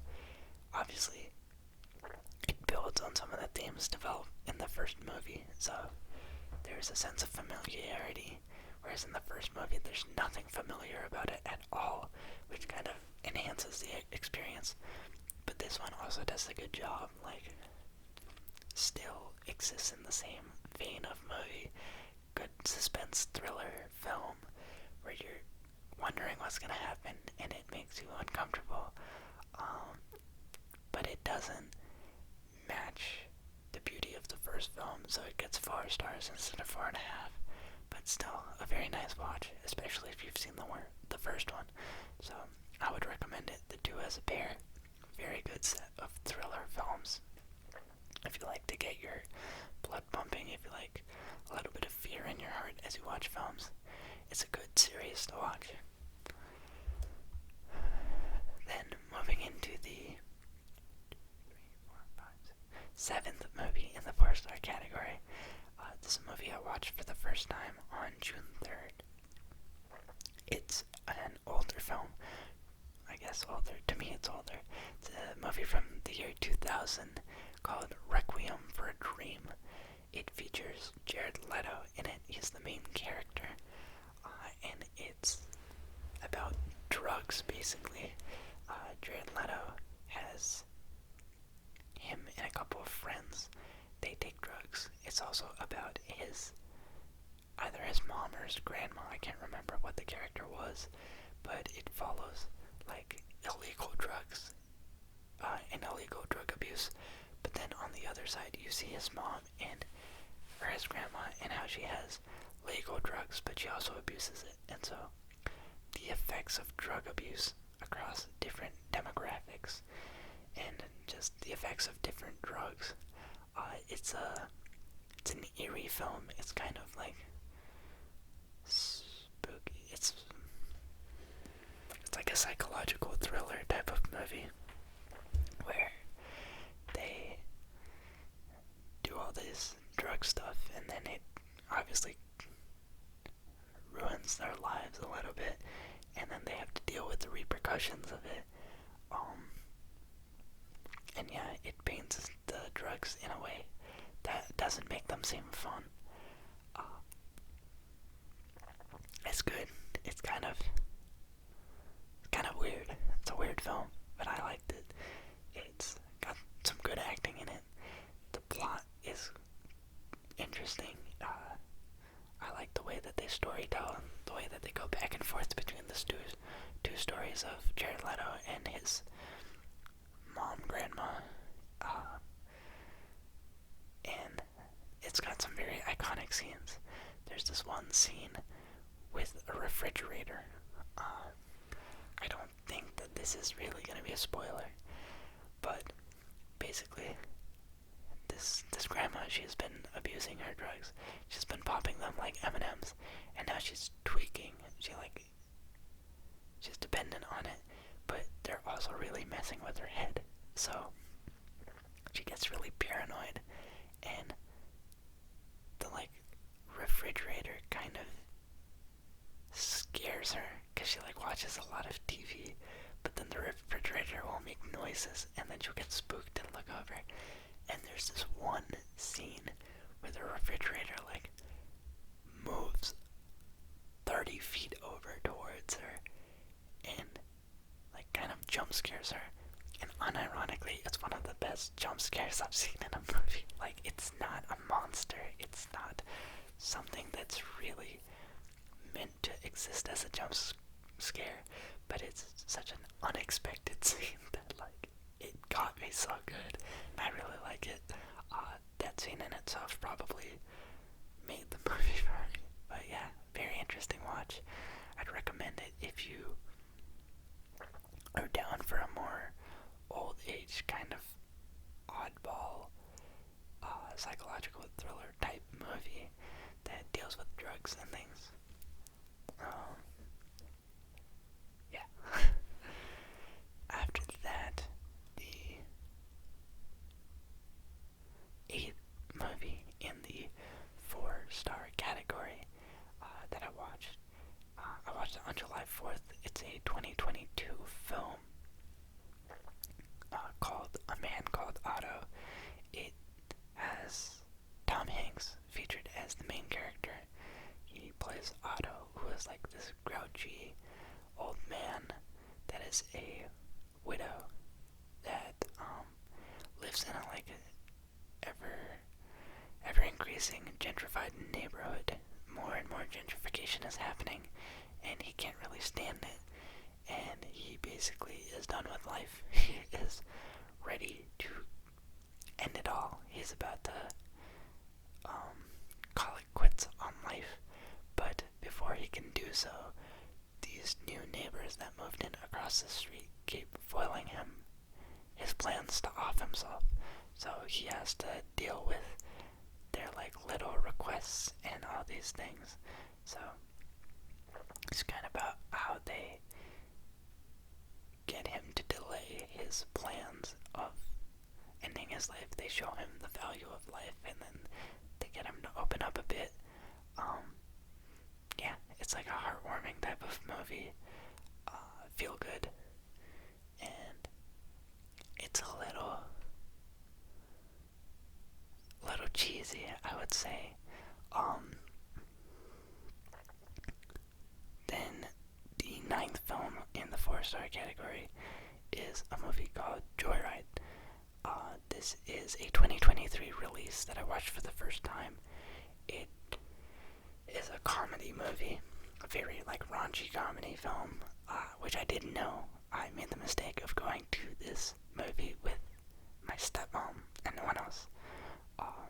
Extremely vulgar sexual comedy movie about this adopted Chinese girl who grew up with her Chinese best friend in America, and she's like, she deals with a little bit of imposter syndrome because she has like white parents but she's Chinese, and for work she's given this opportunity where she can travel to China and pitch to one of her company's clients that's Chinese. And so she is going to go on this trip to China, and she's bringing her childhood best friend to act as a translator, but she's also meeting up with her college roommate who is very famous in China because she's like a soap opera actress. And yeah, they're on this work trip, but then the best friend kind of wants the main character to go and try and find her original birth mother. And she's obviously against it. But then, while she's in this business meeting with her client, her company's client, she realizes that, like, he really values family. So then she's like, okay, let's go find my birth mom.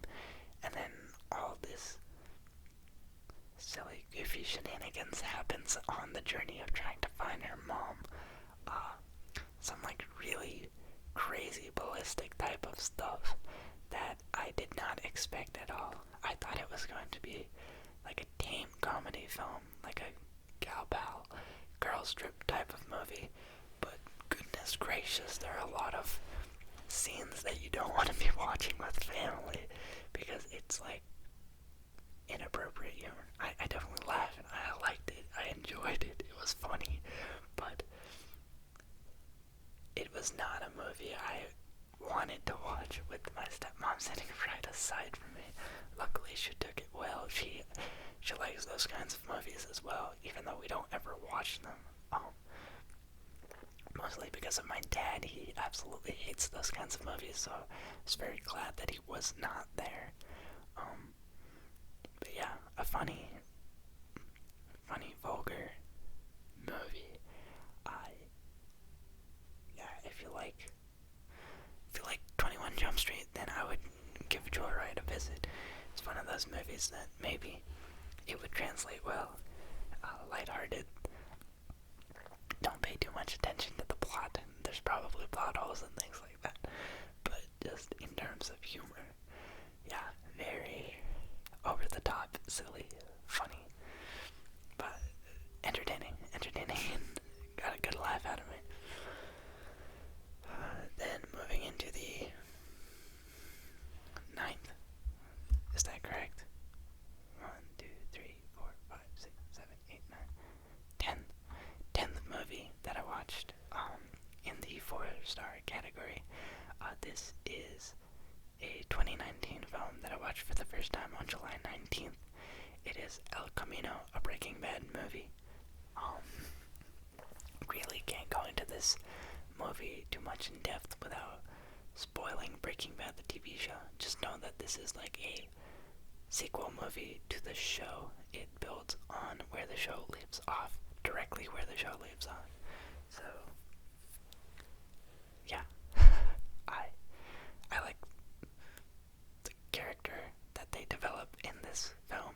I feel like they give the character a nice ending, a nice little journey to follow, and it wraps up their story nicely. Obviously, Breaking Bad in itself does a really good job at wrapping up its own story, but even though this isn't like a necessary film, it's just a nice ending, provides some closure for this character, has some nice touching scenes. Yeah, I liked it, I enjoyed it. I think it was a nice end piece to the series. So yeah, four stars, and not like anything groundbreaking, but yeah, entertaining and good. I would say it's good. Then moving into the 11th film in this category, it is another movie that I rewatched. I rewatched it on August 8th. It's a 2018 film that I have seen before on my own, and this time I was rewatching with my girlfriend over the summer. It's To All the Boys I've Loved Before. Very cliche high school romance, rom-com type movie. I'm sorry, my nose is incredibly itchy all of a sudden. It feels like there's a hair somewhere here, and I can't get rid of it. I have cats and a dog, so it's likely that something is probably right by my nose and I just can't pick it, get rid of it, but hopefully it'll go away, or I'll sneeze, which I hope doesn't happen, because I would sneeze directly into this mic. But this movie is about a girl named Laura Jean who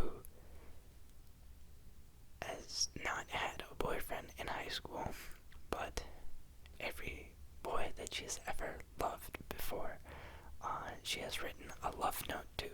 She is a very talented writer. She likes to express herself through letters, and so she's written a letter to words every boy she's ever had a crush on when she had a crush on them. But rather than sending it out, she just collects them all in this box that's in her room. And her little sister finds them and decides to send them all out. So now she realizes all these old letters that she wrote to guys are being read by them in real time, and then they're trying to approach her and talk about it, and she has to deal with all this chaos of her old crushes finding out that she had a crush on them. And then the movie is about how one of them is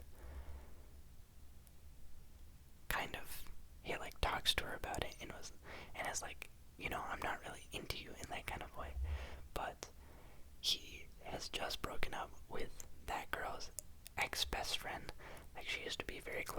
other girl, and then they had a falling out. And this guy, Peter Kavinsky, just broke up with her. So he goes to Lara Jean and is like, I'm not really into you, but I got this letter, and I think we could maybe pretend to be in a relationship to make her jealous. So if you're down for it, yeah, let's pretend to be in a relationship so I can get at her. And then Lara Jean's like, okay, sure. And so now they're in this fake relationship. And that's what the movie is about. It's very rom-com, girly, cheesy romance. Yeah.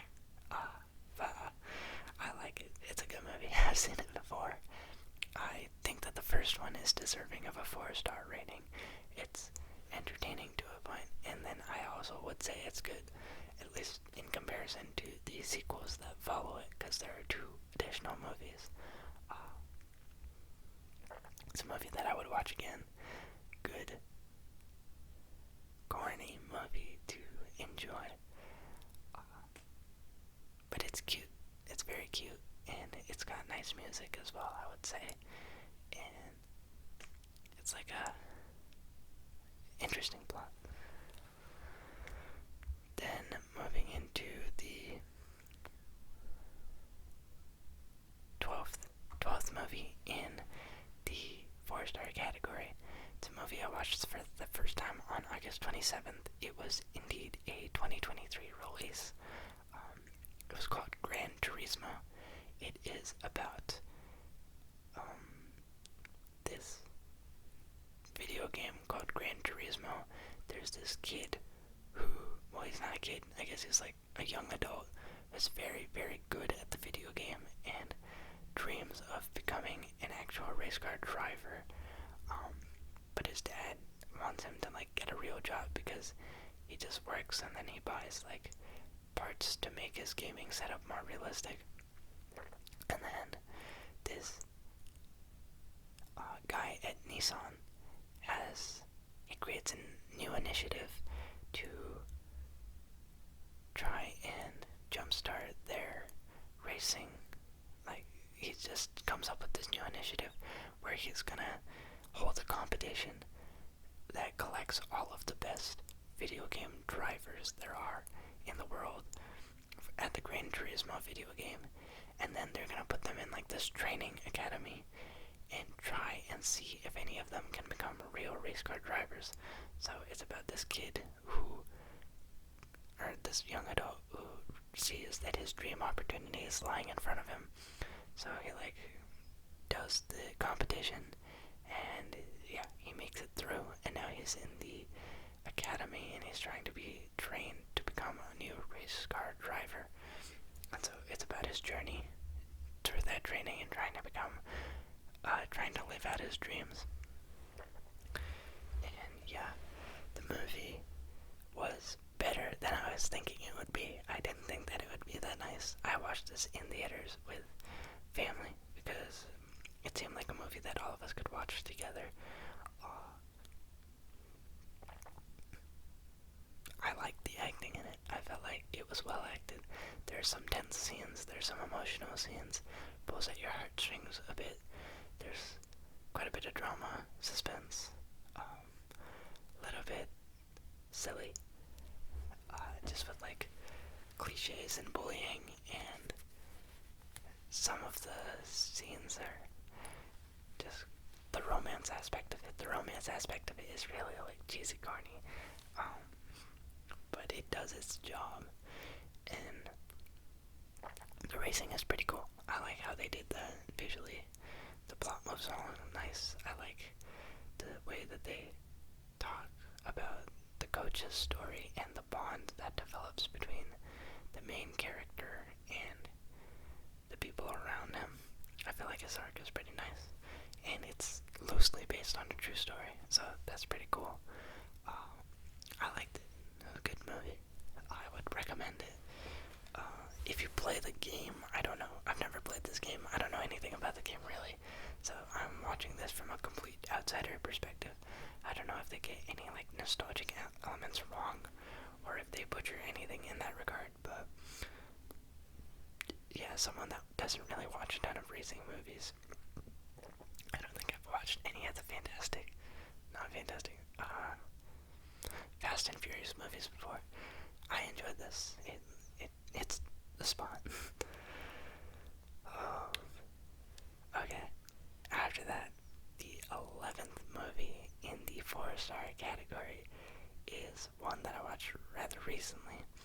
2023 release that I watched on December 22nd. This is a movie called Saltburn, and it features Barry Keoghan and Jacob Elordi and Rosamund Pike. I will start off by saying that this movie is weird as balls. It's a nice movie. Nice movie. Okay, I'll do the film synopsis first. Barry Keoghan plays this guy who is going to Oxford. He's kind of like a nerdy guy who doesn't have a friend group, and he has this man. He has a crush on Jacob Elordi's character, and Jacob Elordi is like a cool kid at Oxford, and so he wants to befriend him. So he eventually succeeds in befriending Jacob Elordi, and they become good friends while at Oxford over the span of a few months, and then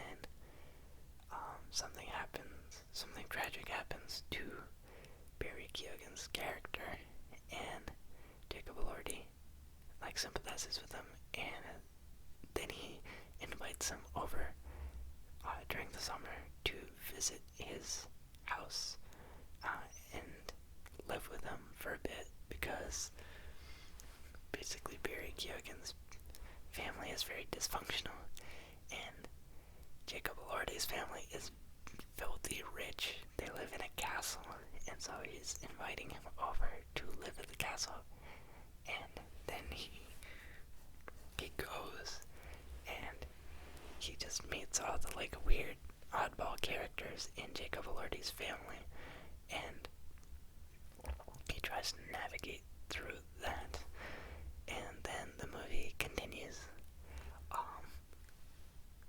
It's a good movie. I will say that it's good, but it's kind of all over the place. The movie has very nice music. It's got very nice cinematography, very well filmed, and lots of pretty scenes. The plot is compelling. Like, you follow the story, and it's entertaining. It's like a gay romance movie at the beginning, but then it kind of becomes a little more eerie and confusing, and then it becomes more of like a thriller, almost like kind of a suspense movie. It's also funny. It's like a comedy. It's got a lot of different elements to it.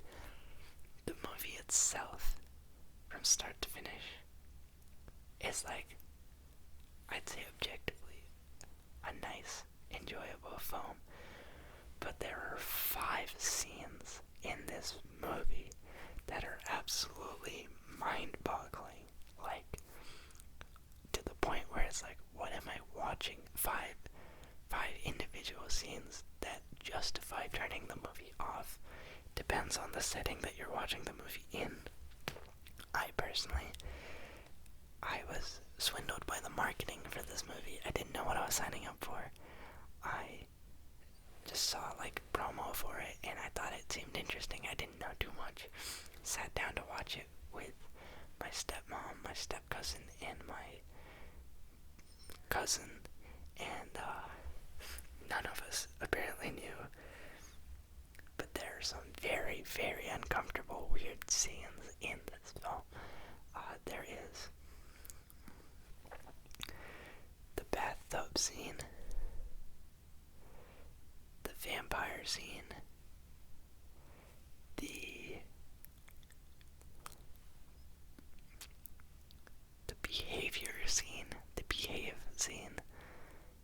grave scene and the dance scene. These 5 individual scenes have such controversy and weirdness to them that you can't help but wonder what the heck you're watching. And yeah, it would definitely glad my dad was not around. He would have had us turn that movie off immediately, having seen any of them. And we all would have been torn a new one. Luckily, my stepmom, she was just suffering with the rest of us. We were all obviously weirded out by it, but we were still like willing to continue the movie. And yeah, we finished it out. I have recommended this movie to all of my friends just because I want them to unknowingly come into one of these scenes and then just be absolutely baffled by what they're watching. I do like the movie, but really speaking, I'm only recommending it as a joke to people because I want them to suffer in the way that I did. So I'm not prepping them for the weirdness. But yeah, being prepared for the weirdness, know that there are going to be some absolutely disgusting things in this film, but it's pretty good. I liked it. If it didn't have those 5 scenes,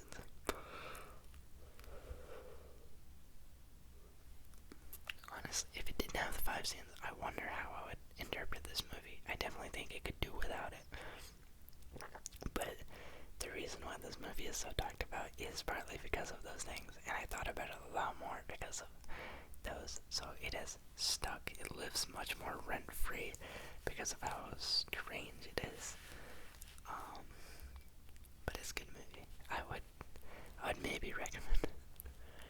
And the final, 14th and final film in the 4-star category is a movie that's a 2023 release. I watched it on December 23rd, and it's Wonka.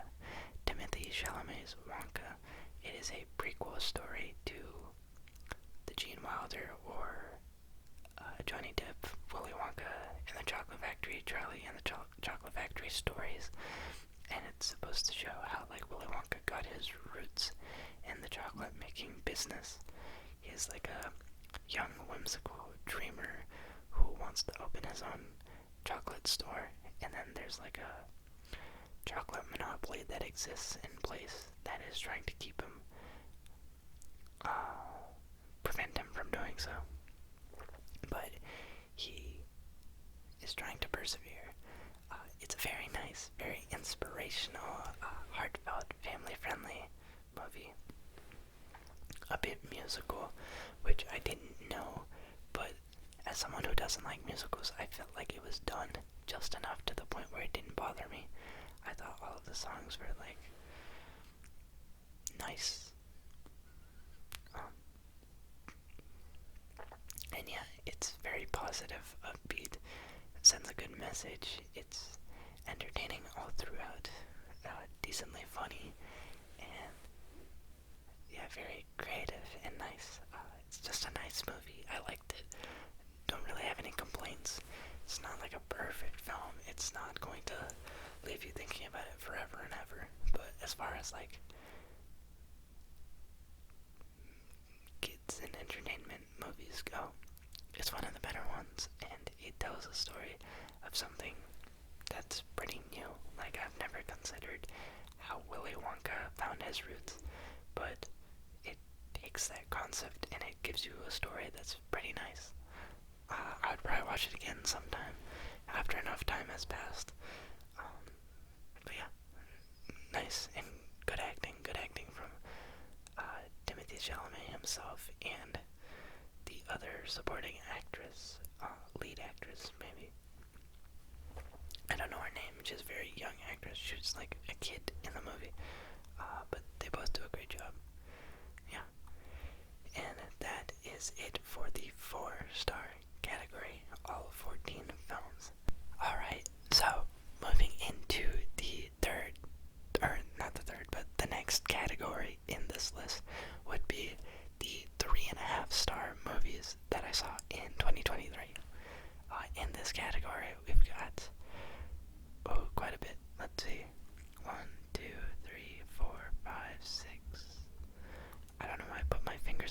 was I gonna count them? And I lost track. Let me try that again. 1, 2, 3, 4, 5, 6, 7, 8, 9, 10, 11, 12. Okay, so going down at a consistent rate. We've got 12 movies in the 3.5 star category. Yet again, I will be starting in chronological order of when I saw these films. So first up, we have a movie that I watched for the first time very early into 2023. I saw it on January 4th. It's a 2018 movie called Hereditary. This is a horror thriller movie, psychological thriller, as well as, I think horror is a good category to put it in. The movie is about a family with a mom and a dad and a high school age son and an elementary age daughter. The daughter has kind of a disfigured face. I don't know why. I think she was just born with some genetic mutation, so her face is a little bit funny looking, and she is a bit of an oddball. She's a little bit strange, outcast kind of girl. The son is pretty, like, fine, but he is a bit of a, like, loner, you could say. And so basically the movie picks up, you learn a bit about the family, and you see that the daughter is a bit strange. She, like, picks up a dead bird to play with it, and she keeps it. I think something, yeah, there's a bit of symbolism in this movie and foreshadowing and things like that. This movie, it goes on. There's a tragedy that occurs in the film, and the family all reacts to the tragedy in different ways. Kind of leads them in separate directions. Leads to some paranoia and schizophrenia, basically. And the movie develops and progresses and becomes more and more unsettling until you arrive at a climax where the film really, it reaches its maximum craziness, and then you're left with this, like, final sequence of events that ties the rest of it up. Hard to describe this movie without spoiling things. There's a lot that happens that is pretty integral to the film. But it's one of those, like, it's a slightly supernatural type of film. It deals with cults and things like that. And so, yeah, I gave this movie 3.5 stars because it was entertaining. In my mind, 3 stars is, like, maybe not for sure good, but at the very least entertaining. 3.5 stars is like, yeah, it was entertaining to an extent, and I will give it credit for some of the things that it did. It didn't crack a movie that I for sure would have liked, or for sure would recommend and say is, like, a good film. But Hereditary, I do think, is pretty solid. It's one of the most, like, highly coveted thriller horror type of movies. It's supposed to have, like, an average BPM that's very high because you're tense through the movie. Really, I would credit that to, like, one scene in particular that's very shocking, and then the rest of the movie is unsettling until the last few sequences, which are where the movie is really in its creepiest form. Part of the movie was spoiled for me by an Instagram comment. I came across a clip about the movie on Instagram, and in the comment someone had kind of referenced a scene, and the entire time while I was watching it, I was looking out for that scene. So I don't think that I had an authentic experience watching this. Probably it's more of, like, a 4-star movie, but yeah, with that, it wasn't as shocking when certain things did occur. I also had to bump this down to a 3.5 because I wasn't able to fully understand the movie just by watching it. I do think, like, there's some movies that I'm very curious when I finish watching what the deeper analysis is and things like that, and I want to know more about it. This was more like I failed to understand, and so now I'm confused, and I want to read more to clear up my confusion, but it's not necessarily that I was like wowed and amazed. It's more like, okay, all of this happened, but I need to know a little better. Yeah, that could just be my own lack of intelligence. I don't think other people I talked to this movie about had the same problem, so maybe it's just a me thing. I think it's well received, well rated movie. Worth checking out if you are a fan of the horror or thriller genre. If you like being scared and anxious during movies, this is one that'll definitely do it for you. I watched this alone by myself just because I was bored and I wanted to watch a movie. So I thought, like, why not? Let's see.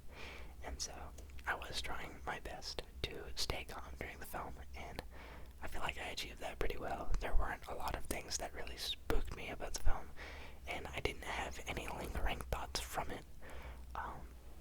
So yeah, I would say, in my experience, a little bit disappointing, but overall a solid film. And yeah, 3.5 stars. Then moving into the second movie in the 3.5 star category, it's a movie I watched on March 21st for the first time, a 2009 film called 500 Days of Summer. It features Joseph Gordon-Levitt as the main character and his love interest, who is portrayed by Zoe Deschanel, who is the lead actress in New Girl. It is a kind of like an account of a love story. It's Joseph Gordon-Levitt talking about his 500-day experience of knowing this one girl that he developed a crush on and eventually was able to date, how he got with her, and how that dating process went, where it led, and things like that. Basically, it's like a rom-com movie, one of those that's a bit cliche, a bit cheesy. The storytelling style is interesting because you're getting like an omniscient narrator where all these events have already happened to Joseph Gordon-Levitt and he's simply recounting them. It utilizes a funny like timeline type of event where it has day 1, day 200, day 50. It kind of jumps around until you get to the end, which is neat. It makes the pacing of the film a bit non-linear, which is nice. And I think that the acting is pretty solid. Not a huge number of like big dramatic displays, but it touches on some topics that are more hefty, in like trials and tribulations of the heart. And there's a very nice scene towards the end that is actually the scene that got me interested in the movie. Once again, there was like a video that I had seen that had just a short clip, and that made me intrigued, so I wanted to watch this film. It's a nice time pass movie, entertaining, does the job, and it's enjoyable.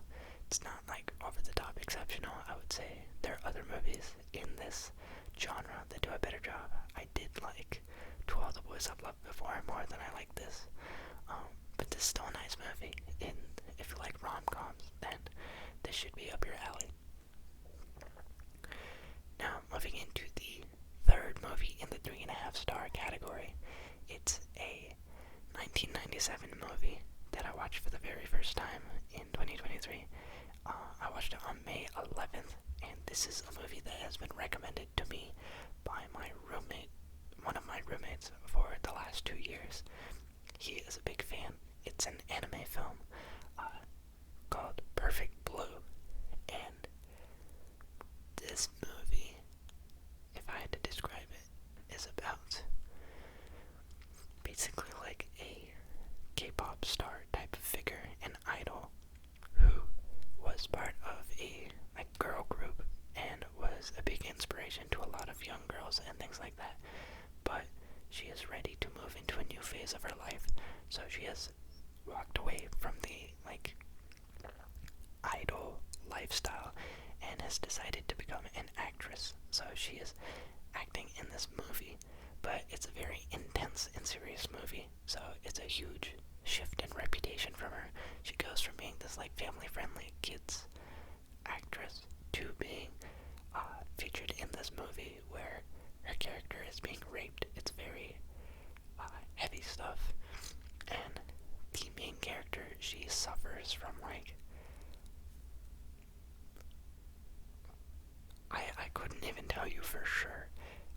Basically, there are blurred lines. She is having a hard time distinguishing between what is happening in real life and what is happening in her like movies.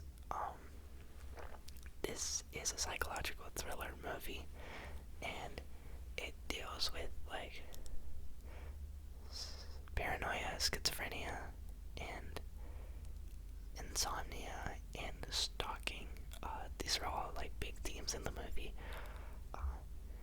I feel like I could have enjoyed this movie more, but the mind state I was in while watching this film was not the best for it, because I'll leave it at that, you know. I was a little bit altered. I was in an altered state of mind in trying to watch this movie. It wasn't a good combination because it's a confusing film.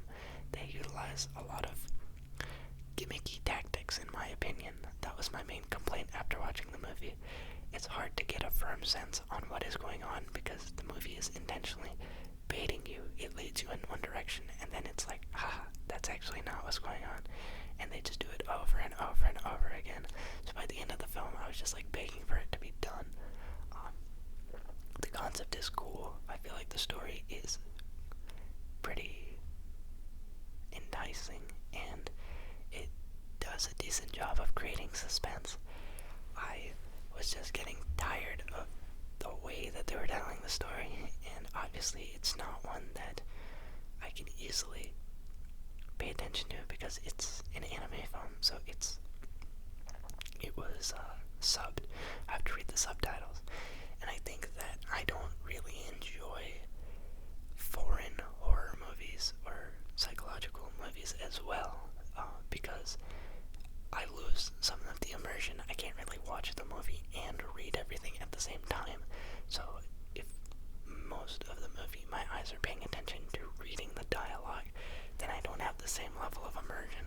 And yeah, I think if I were to rewatch this movie in a more calm state, I would probably like it more. It could probably be a 4-star film. I know that it's very well liked on Letterboxd and by most people that watch it, but at the time that I watched it and the manner that I watched it, it wasn't one that I truly enjoyed. But definitely, if you like foreign films, if you like psychological thrillers, this is one that you should check out. I've heard great things about it, and it's kind of trippy. It's cool. So yeah. After that, moving into the 4th film in the 3.5-star category. This is a 2019 film that I watched for the very first time on May 22nd, and this movie is called Midsommar. It is by the same director as Hereditary, Ari Aster. Midsommar has Florence Pugh in it, and yeah, I don't know if anyone else famous, but Florence Pugh for sure. It is.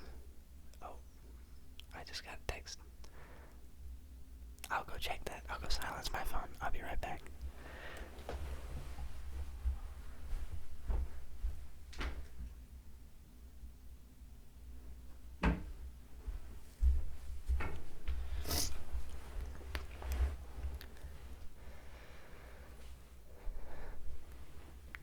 So, the movie is about Florence Pugh's character, who recently has suffered a tragedy. Her entire family was killed by a gas leak, basically.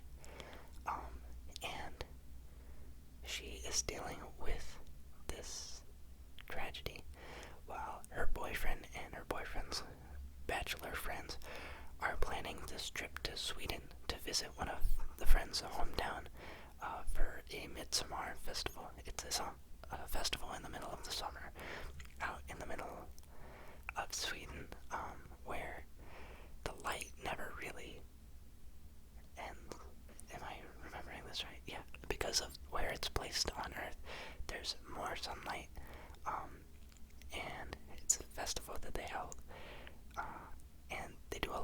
drugs there. There's a lot of like shrooms related things.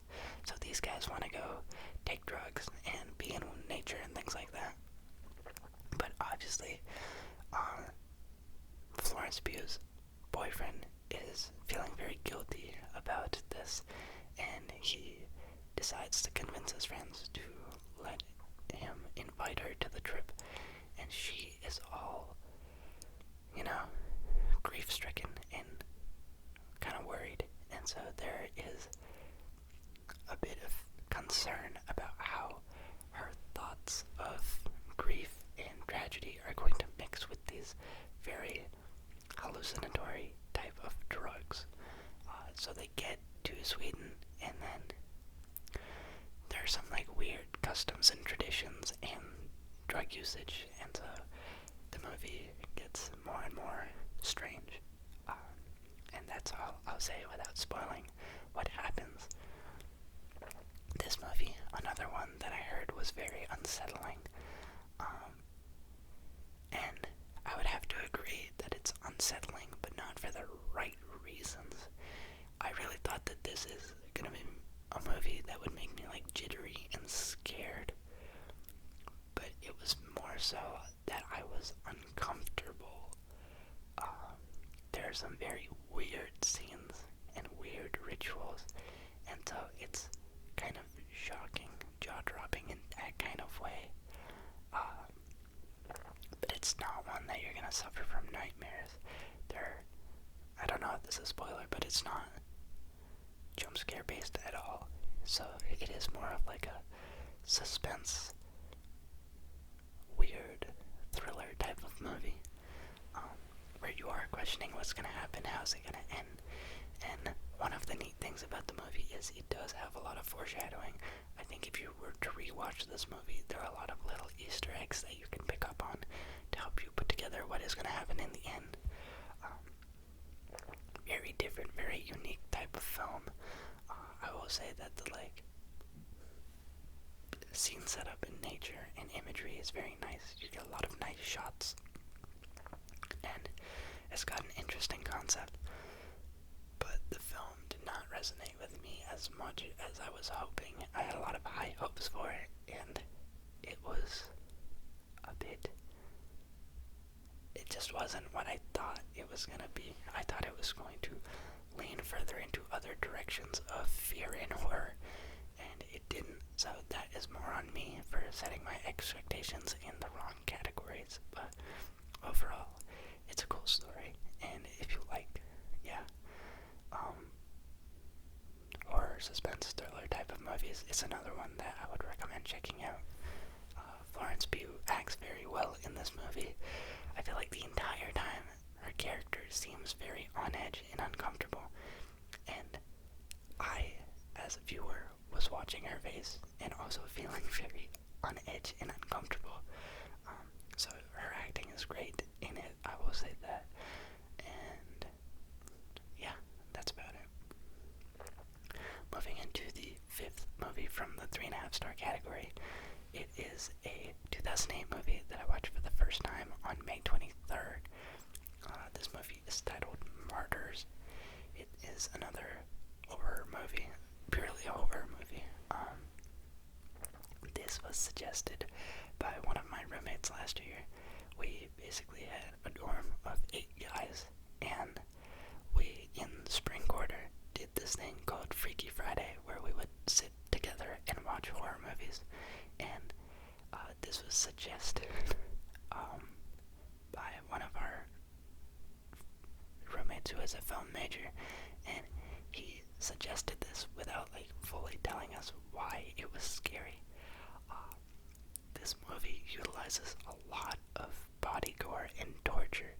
It is one of those movies that is very difficult to watch because it makes you so squeamish about what they're doing. A lot of my roommates did not like this film, and they got really mad at the roommate who suggested it, but I got a great kick out of it. I thought it was funny being in a room full of 10 people who were all just violently disgusted at what's going on in the screen. The movie itself is about these two young girls that I think are orphans, and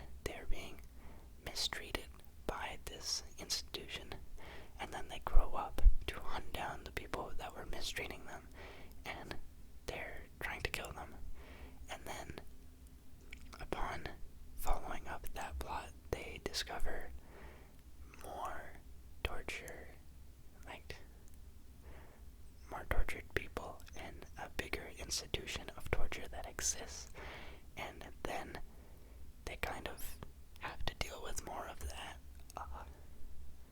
Yeah, that's a loose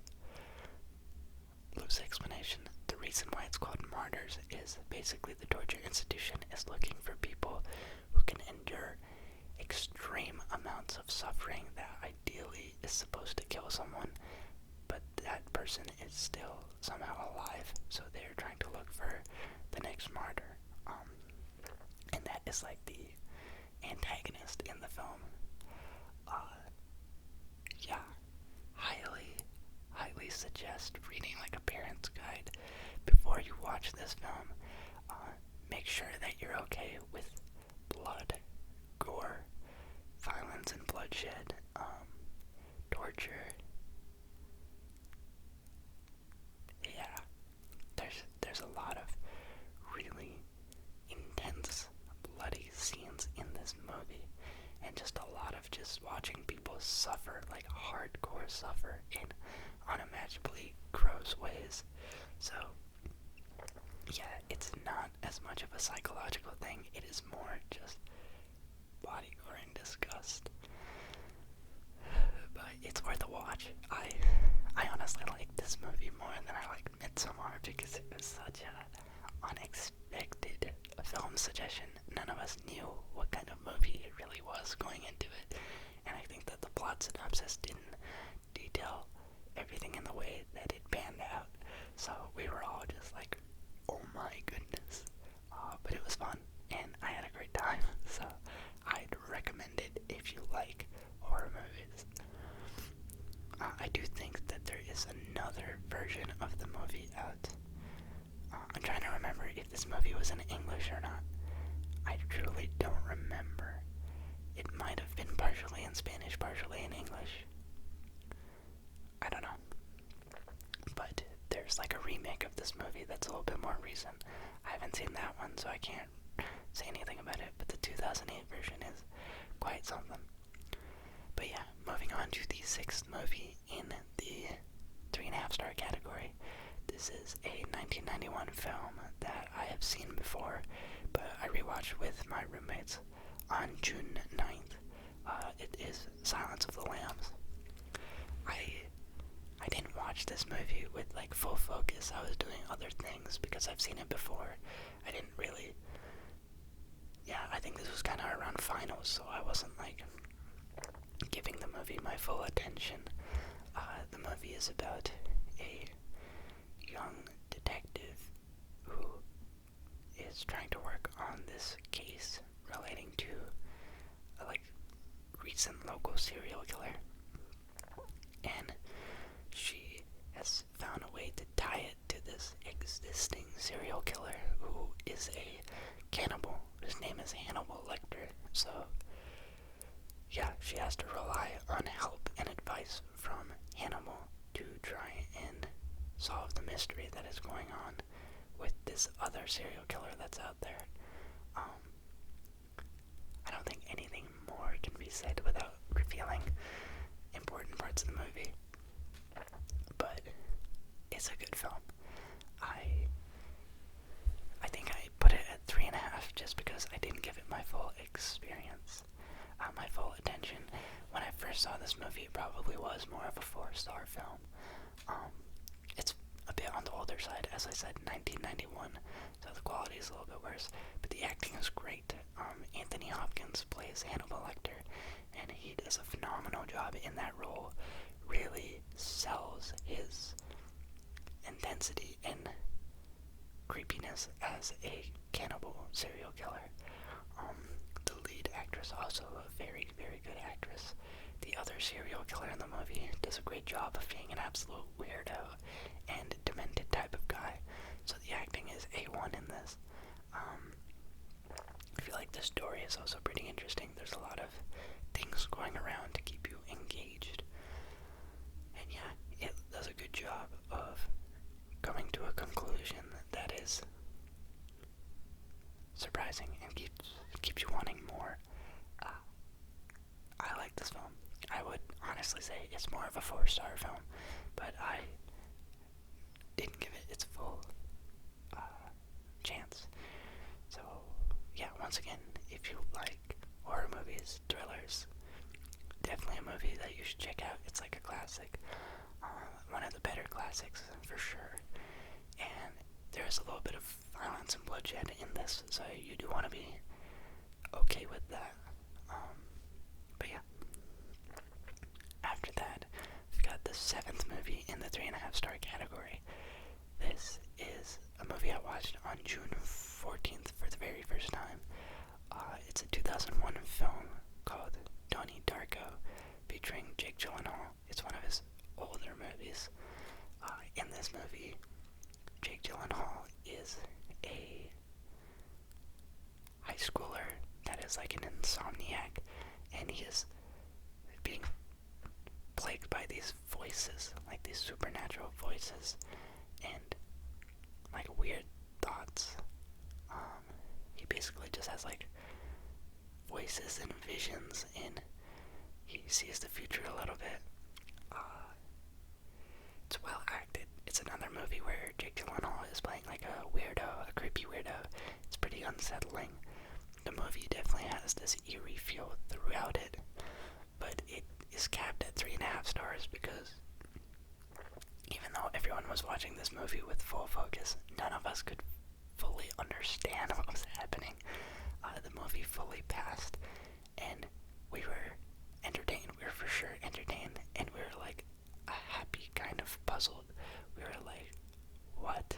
Like it was interesting and funny, and definitely kind of spooky, but the way that it laid out all the pieces to understand the film, we just weren't able to piece it together without a thorough, in-depth analysis afterwards. So, yeah, it is a little bit harder to follow. Once you read all the things and then you think about the film, it's like, oh, that's what was happening.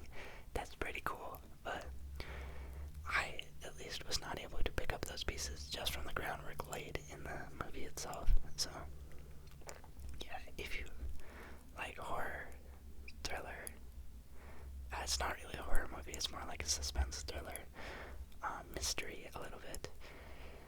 Yeah, another movie in that category. I feel like the entirety of the 3.5 star category is just these types of films, and there will be a couple more, but yeah. So moving into the 8th movie in the 3.5 star category, this is a movie that I rewatched on July 29th. It's a 2009 film called Transformers: Revenge of the Fallen. It's the second movie in the Transformers series, the second Michael Bay, Shia LaBeouf, Megan Fox Transformers movie. I watched this because I went to go visit my hometown over the summer, and I was with my friends. We didn't know what to do, so we went into one of my friends' houses, and this was a movie that he had on CD, so we just started watching it. I watched all these movies growing up. My dad is a huge Transformers fan. He takes us to every single movie that releases, so I've seen like either all of them on DVD or all of them in theaters. It's kind of funny. And this movie, very action-based. It is about Shia LaBeouf's character, who's the main character. He has Bumblebee, who is his car, but also a Transformer. All the events of the first movie happen. He discovers that his car is a Transformer, and then he discovers the other Transformers, and he works with them to save the world. But now he has to go to college, and so he's getting ready to leave for college. His girlfriend Megan Fox is staying at home. Yada yada yada, and eventually the bad guys, the Decepticons, they grab a hold of some things that can bring back dead Transformers, basically. So they are pursuing that to revive their old leader, and yeah, they're kind of targeting Shia LaBeouf's character because he becomes infected by these visions of steps and things that are necessary to figure out where this artifact or relic to revive people is. So, yeah, the bad guys are chasing him, and he has to team up with the Autobots once again. It's a solid film. Action, very action heavy. Has to do with transforming cars and things like that. If you like Transformers, if you like nerdy action movies, it works with that. I will say that this movie is a little bit too long. There's the movie just drags out for more than it needs to be, but it's enjoyable. There's a lot of nostalgia. I really like this movie growing up because there's this one scene where there's like a girl at college that is very, how do I describe this? She won't take no for an answer. Not a good thing, ideally, but she's a pretty lady, and she keeps pursuing Shia LaBeouf's character, and it's very odd, and he's obviously denying her because he has his girlfriend Megan Fox, but she is so persistent, and she finally like traps herself in a room with Shia LaBeouf, and she is like about to make out with him, and then you find out that she's like a robot chick. She is a Decepticon, so as she's like on top of him, this robot tail emerges, and she's like getting ready to kill him, and that's exactly when Megan Fox's like character steps through the door to surprise her boyfriend Shia LaBeouf. She sees him making out with this robot chick, but she doesn't see that she's a robot. It's a very funny debacle, and it's very memorable. Like, I don't remember a lot of the rest of the film. There's like pyramids in Egypt, and then there's that, and so I like this movie growing up a lot. It was a very entertaining sequence of events. But yeah, if you like Transformers, if you like action, kind of like mindless action and just cool visuals, it's worth a watch. Yeah, moving into the 12, 11, 10, 9th movie in the 3.5 star category. This is a movie I watched for the first time on August 1st. It's a 2012 release called Sinister. This is another horror movie. It is about Ethan Hawke, who is the main character. He plays an author who writes these spooky, mystery, like haunting type of novels, but he really immerses himself in the atmosphere, so he chooses to like move into this town and move his entire family with him into this town with an unsolved murder mystery tragedy, and he's living in this house that has had multiple people go missing and like die in it. And then as he's doing like his research and his analysis of videotapes and things like that, he comes across more and more eerie elements, and then yeah, it has to deal with supernatural things start to happen. This is one of the better horror movies, I would say. It's fairly like a horror type of film. There are a few jump scares in it. One of the jump scares I think is very well done. There's another jump scare that is extremely unnecessary and silly, and I think it was mandated by the production company itself. There's really like no reason for it to exist. It's very silly and out of place. Kind of doesn't fit with the tone of the rest of the film. But the movie itself is pretty good. It does a good job of building up the suspense. Like I said, some movies, they build up to a certain point and then they reveal what's happening, and it's a little bit of a letdown, or you just lose some fear. This movie is kind of like that. There's a lot of good build-up and creepiness that enters, and you are pretty on edge watching it. But then once they reveal what is going on and the supernatural elements start to creep in, then it loses a little bit of its realisticness. So I would say when they left it ambiguous, when you didn't know what was going on and what the like main cause of chaos was in this film, it was very good. It could have finished very well, but but then it moves into this supernatural type of thing, and if you're not someone that is like afraid of ghosts and things like that, then the movie is easier to digest and kind of just watch and write off as like fiction. The ending is alright. I'd say that the ending is kind of funky. It parallels a lot of other films in this genre, but it's a pretty decent interpretation, adaptation. But yeah, I wouldn't say it's very unique. The plot and premise of the supernatural things and the conflict in this film is one that has been done before, and I don't know if this is the same story redone or if it's just very similar, but yeah, I would say it's worth a watch. I liked it, and yeah, horror movie fans may as well give it a viewing. Then moving into the 10th film on the 3.5 star category, it's a movie that I rewatched on August 9th. I've seen this before, and I was rewatching it with my girlfriend. It is To All the Boys, P.S. I Still Love You. So the sequel film in the trilogy of the To All the Boys I've Loved Before universe. This movie picks up right where the first one leaves off. I cannot really describe this film without spoiling the first one, so I'm going to put up a spoiler alert.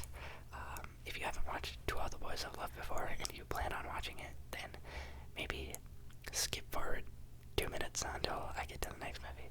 But basically, in this, Laura Jean, she succeeds in landing in a relationship with the guy from the first movie, Peter Kavinsky. They had their fake relationship that they were using to make his ex-girlfriend mad, but then they actually fall for each other and start dating for real. And things are going well, but she's a little bit insecure because this is her very first relationship, and she's like painfully aware of the fact that he has done many of these things before. Like, he's gone on a first date, he's gone to a nice restaurant, and things like that. And so she's constantly thinking about how, like, he's already lived through these experiences with his ex. And at this time, she volunteers at a, like, elderly home for her college applications and resume. And there, she is reunited with this guy who moved away. She was friends with him growing up, and he moved away and came back. But the twist is, he was one of the people that she had a crush on growing up. And so he received a letter in the mail. His name is John Ambrose. He received a letter in the mail detailing all the feelings that she had towards him in that grade. And she never had to deal with him in the first movie because he was obviously, like, moved away. So she didn't bother trying to fix or explain anything. But now she has to come face to face with this. And she basically doesn't outright tell him that she has a boyfriend. So the entire movie is about her contemplating, like, do I stay with this guy, Peter Kavinsky, who I am happy to have landed, and we're similar, but, like, maybe we're not super similar, or do I go for this other guy who is probably more like me? And I remember why I liked him so much, but I am in a relationship, so a little bit harder to empathize with Laura Jean in this situation. I don't know about you guys. I've never been put in a position where I'm in a relationship and I am trying to, like, go after other fish in the sea. It's a little bit, it's too much of a cheaty type of situation. It borders too much on cheating. It's hard for me to sympathize with her character because it's like, girl, what are you doing? But even then, it's like a high school cheesy love triangle type of movie. There are lots of movies like it. This one, I definitely question her reasoning and things like that more. So it's a little bit of a more frustrating watch.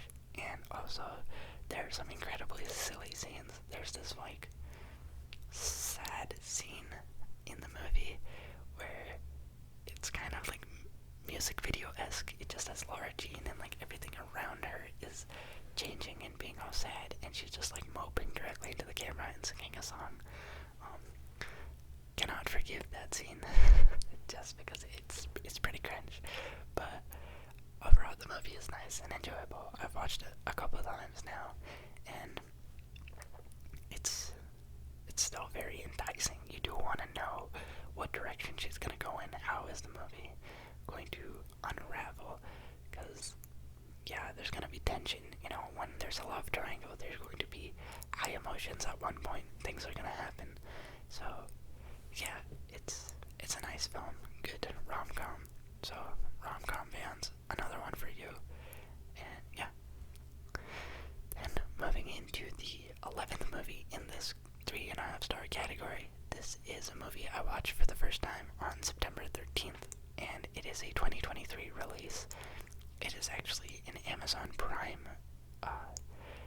movie, and my family and I watched it using Amazon Prime Premiere. It's a new thing that Amazon has started doing, where basically, I think in order for movies to qualify for certain award shows, they have to have a theatrical release, and Amazon doesn't want to put up a movie and actually sell tickets. I guess it's like too much work. So what they do is they market it as a Prime Premiere. If you look up Amazon Prime Premiere, you will find that there are certain dates where they release a movie on a Wednesday night right before it releases on Amazon Prime for free the next day on Thursday. And so on a random Wednesday night, if you go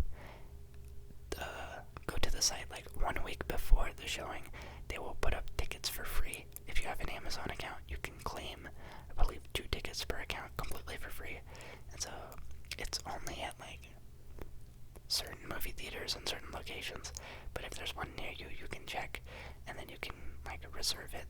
Then you show up at the movie theater, you show them like your QR code saying that you got these tickets for free, and you get to claim a free popcorn and a free drink, and you get to watch the movie. And yeah, it's all completely for free, so it's a very neat program. That is really the only reason why we watched this movie. This movie is called A Million Miles Away. It is a movie about an Hispanic astronaut who's depicted by Michael Pena. It's like a biography story of how this man grew up in, I want to say it was California, and he comes from not as well-to-do family. They have to wake up very early, go to the fields, and do work before he gets driven way across California to go to school. And obviously him and his brothers are suffering because of this, because they're too tired to stay awake in class. But Michael Pena is very intelligent, so this teacher talks to his family and is like, hey, you guys should find a more stable place to live more closely, and yeah, you should prioritize the education of your child because he is very, very smart and gifted. And so they do that, and he grows up to become like an engineer, and he wants to work at NASA and become an astronaut. So it follows his life story and how he works towards that, but also starts a family, and how he juggles all these things and his dream of becoming an astronaut. It's a very nice film, very inspirational, and a cool story. It's not one that I didn't know what the movie was about at all before watching it. I don't know if you can hear that. That's my dog barking outside. Silly guy. But yeah, nice, heartwarming film. The acting is pretty solid. It's like cute, a little bit romantic, inspirational, like a perseverance type of movie. It's one that I would say is good to watch with like children. A good family movie, teaches good lessons and things like that. Has a little bit of tragedy and things like that, but it's not that hard hitting, I wouldn't say. Like, it'll invoke emotions, but I don't think it'll invoke too much. It depends on your background, I guess. If you really resonate with the movie, if your background is very similar, then yeah, this could be like an amazing film. But I would say at the very least, it's entertaining, inspirational, and it's a good film. I was surprised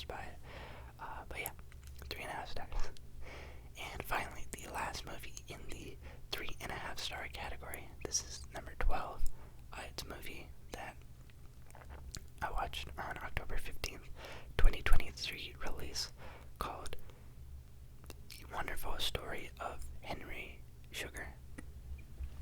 This movie, it's like a Wes Anderson directed mini movie. It's not very long, it's like 45 minutes. Very odd storytelling style. It has Benedict Cumberbatch as the main character, and it's basically like a narration of a narration. It is him narrating his own life and narrating this like book that was written about how someone was able to see with their eyes closed. They used a lot of meditation and practice, and eventually they were able to focus to such a strong level that they were able to like see with their eyes closed like that, and then eventually they were able to like see through objects. And so then Benedict Cumberbatch's character talks about that book existing and then how his character used that story to train for a long time, and after a long amount of training he was able to see through cards, and he used this to look at playing cards. He used it to cheat at like gambling, basically blackjack and things like that. So he just practiced his focus until the point where he could see what the cards were on the table without having to see what they are. He could just see through the back, and he used this to amass a big fortune and become very rich. Very funky movie. It's brightly colored. It's a bit wonky, entertaining, and different. You know, if you're looking for something to watch while eating a meal, it's like the length of one episode of a longer TV show, so it's definitely worth a watch. Kind of interesting concept. But yeah, it's not like groundbreaking, and it's not. It's something that I didn't know anything about at all. I think one of my roommates put it up on the TV, and I just watched with him while we ate dinner. Yeah, funky movie, funky story, but enjoyable. And that is it for the 3.5-star category. Alright, and now moving into the 3-star category of this video. These are movies that I ranked 3 out of 5 stars this year in 2023.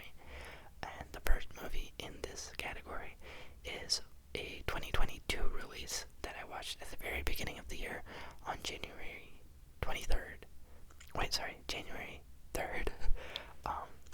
And it is a sequel. It is Glass Onion, the sequel to the Knives Out movie that was released a few years beforehand.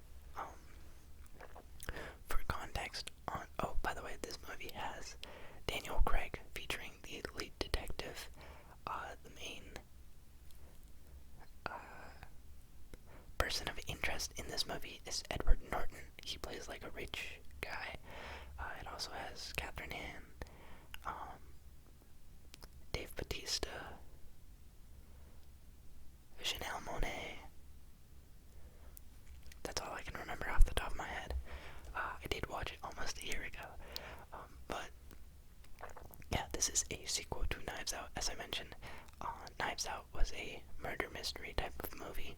It featured a bunch of characters all together, and they're waiting on an inheritance, and the old guy that they're all linked to dies, and he leaves his inheritance to an unlikely suspect.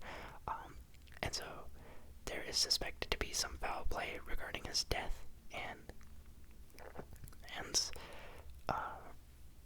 Daniel Craig's character, the detective, is called in to investigate the crime and everyone involved, and they get to the bottom of the mystery, and yeah, they piece it together. So this movie does not have any of the same characters or cast from the first movie except for Daniel Craig's detective character. And this one focuses on a rich getaway for Edward Norton. He is like a super mega millionaire, and he has this island retreat that he does every year at the Glass Onion. And yeah, he sends out these elaborate puzzle boxes as invites to all of the people that he's inviting, and all of his friends got one.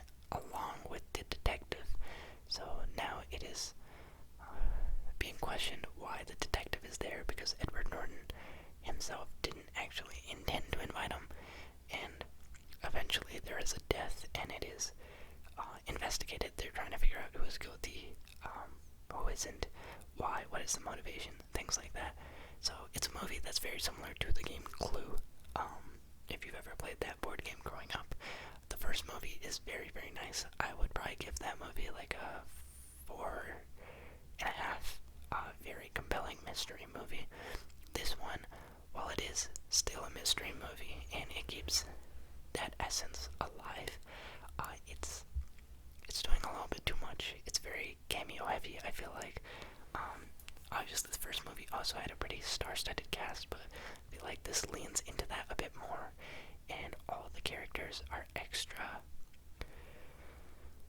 out of touch, you could say. They all play into a stereotype very, very heavily, and so you get very exaggerated versions of every single character, and it doesn't feel authentic. It doesn't feel as realistic as the first movie. There's not really any likable characters, except for maybe one. Everyone is just too despicable. Maybe that is a nod to their acting capabilities, but it's just not as enjoyable in my opinion. And Daniel Craig's character is a little extra silly in this one. I don't really love the tone shift.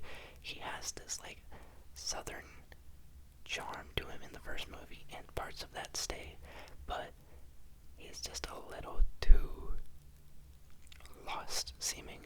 Obviously they do misdirect you in this, with it being a mystery film, so you're led to believe one thing, and then there's the reveal. All of that, plot-wise and story-wise, it works well. The reveal is still pretty good in all of that. It's just not as strong of a sequel as the first movie. Yeah, I think the first one just had a level of authenticity. It didn't have anything to live up to, and it was very mesmerizing. Very nice movie.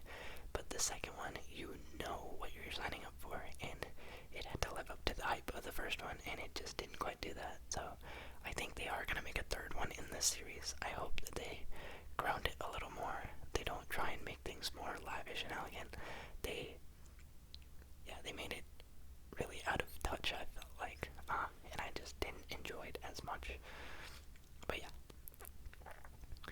Then, moving into the second movie in the 3-star category. I believe there are 9 in this category, by the way. It would be a movie I watched on March 10th for the first time. This is a 2005 horror movie called The Descent. It features a bunch of like mid-30s women, maybe late 20s, mid-30s women, like wives and bachelorettes that like to band together as a group, and their favorite pastime is splunking. They like to do deep cave exploration. They'll like set up their ropes and they'll propel down into these big explored caves, but they're just underground. That in itself was pretty mind-boggling to me as the watcher. I was like, what a crazy hobby to have, especially for the group that was like, they didn't even make them as these adrenaline junkie type of women that are super active. They literally open up the movie with all of them being with their families and things like that, and then it transitions to let's go dive into this cave.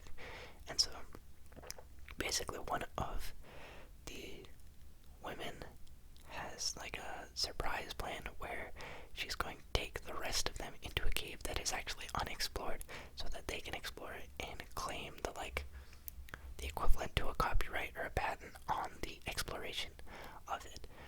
And she's heard some like rumors about this cave, so she doesn't tell anyone. She leads them all down there, and then it is revealed that there's no known exit and they all have to escape.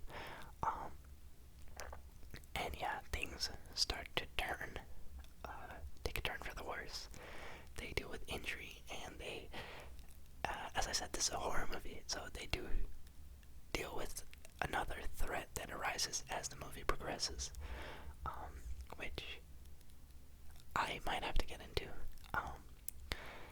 So yeah, that was the spoiler-free version. For the next minute or so, I might spoil this movie a bit.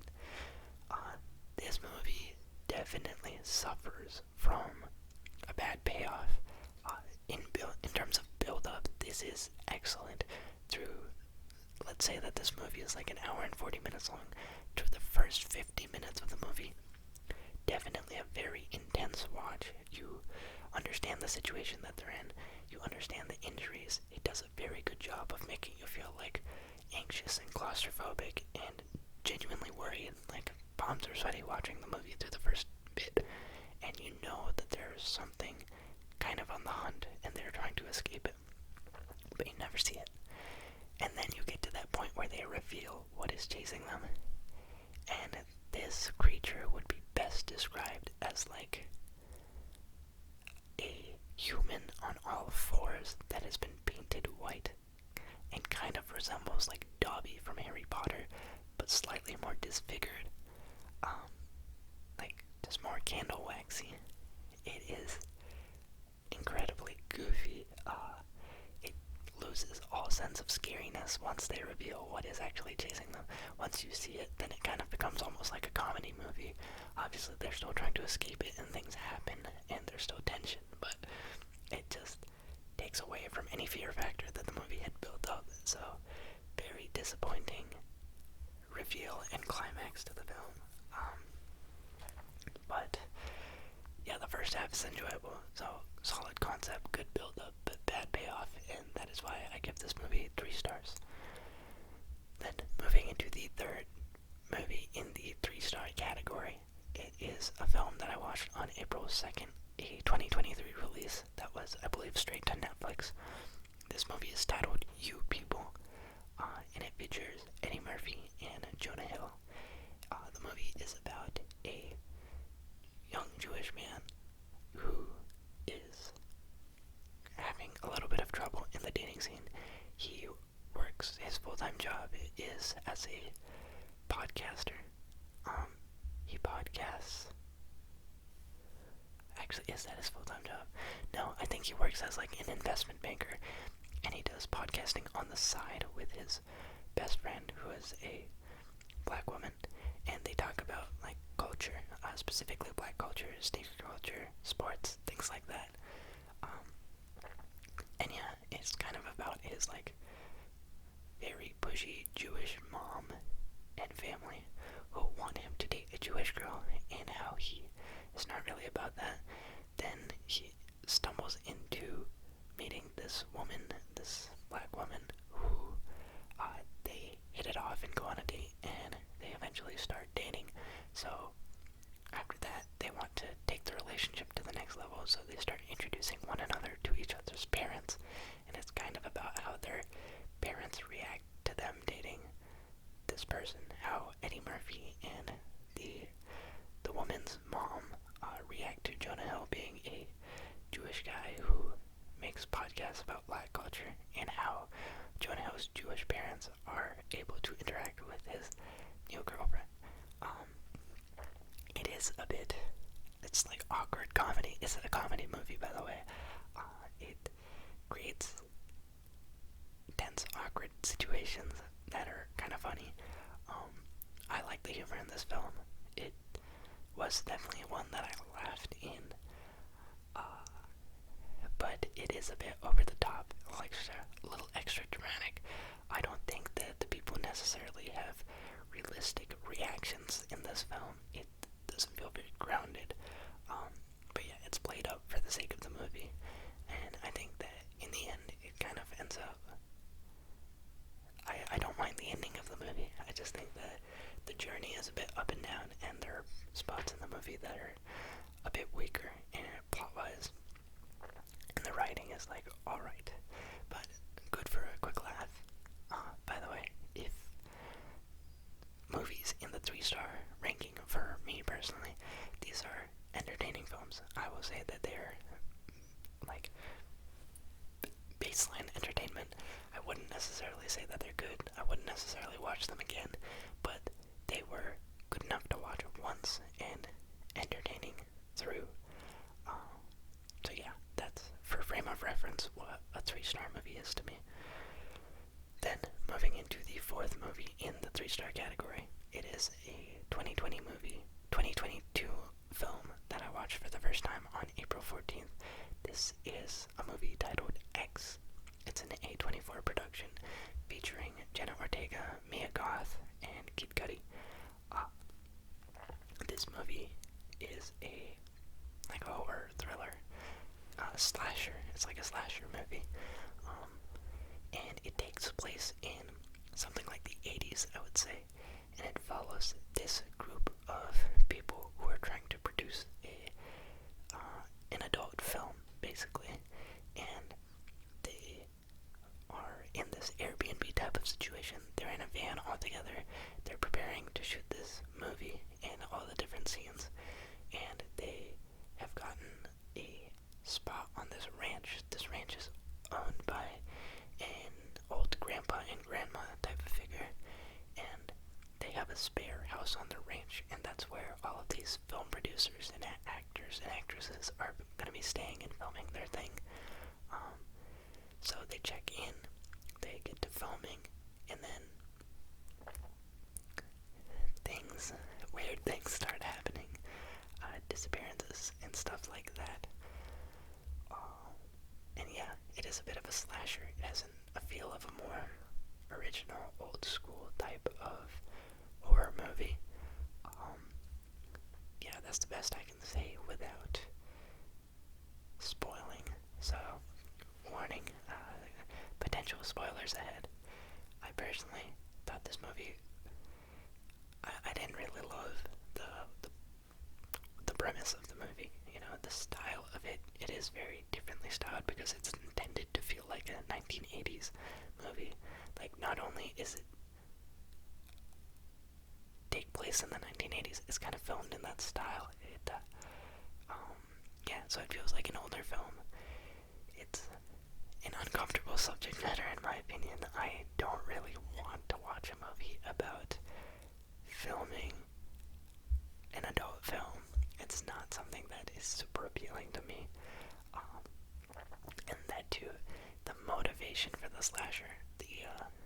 If you want to watch this movie, skip this part, but the grandma is basically the big bad in this film. She is kind of like, she has this suppressed horniness, and she is violently trying to cure it, and she falls for Mia Goth, so she is lusting after her and killing the rest of the group. It has some very weird scenes, very weird motivation. I truly was shocked at the turn that this movie made. I was excited because I like Kid Cudi. I like some of Jenna Ortega's work, and it's A24, so I had high hopes, but this just did not end up being the type of movie I thought it was going to be. And yeah, I overall didn't care for it that much. I have a lot of friends who really liked it, and so I know that it also got some good acclaim and good ratings and things like that. But personally, I would just say it's entertaining. I wouldn't watch this movie again. It's not really meant for me. But I can objectively say it's a solid film, and worth a 3 out of 5 rating. Give it a shot if you really feel strongly about any of the actors or actresses, or if you like slasher films. But yeah. Then, moving into the 5th movie in the 3-star category, you've got a rewatch for me. I watched this movie a long time ago when I was growing up. It's a 2000 release. I watched this on May 9th, and it is titled The Road to El Dorado. This is an animated movie by DreamWorks, I think, and it's about Spain and Mexico, basically. It follows the voyage of Hernan Cortez from Spain to the New World, and how he basically is trying to find the lost city of gold, which in this case is the city of El Dorado, and it's a kid's movie, so these two con men they stumble their way on board to Hernan Cortez's ship, and they are taken as captives, but then they manage to escape with a horse, and they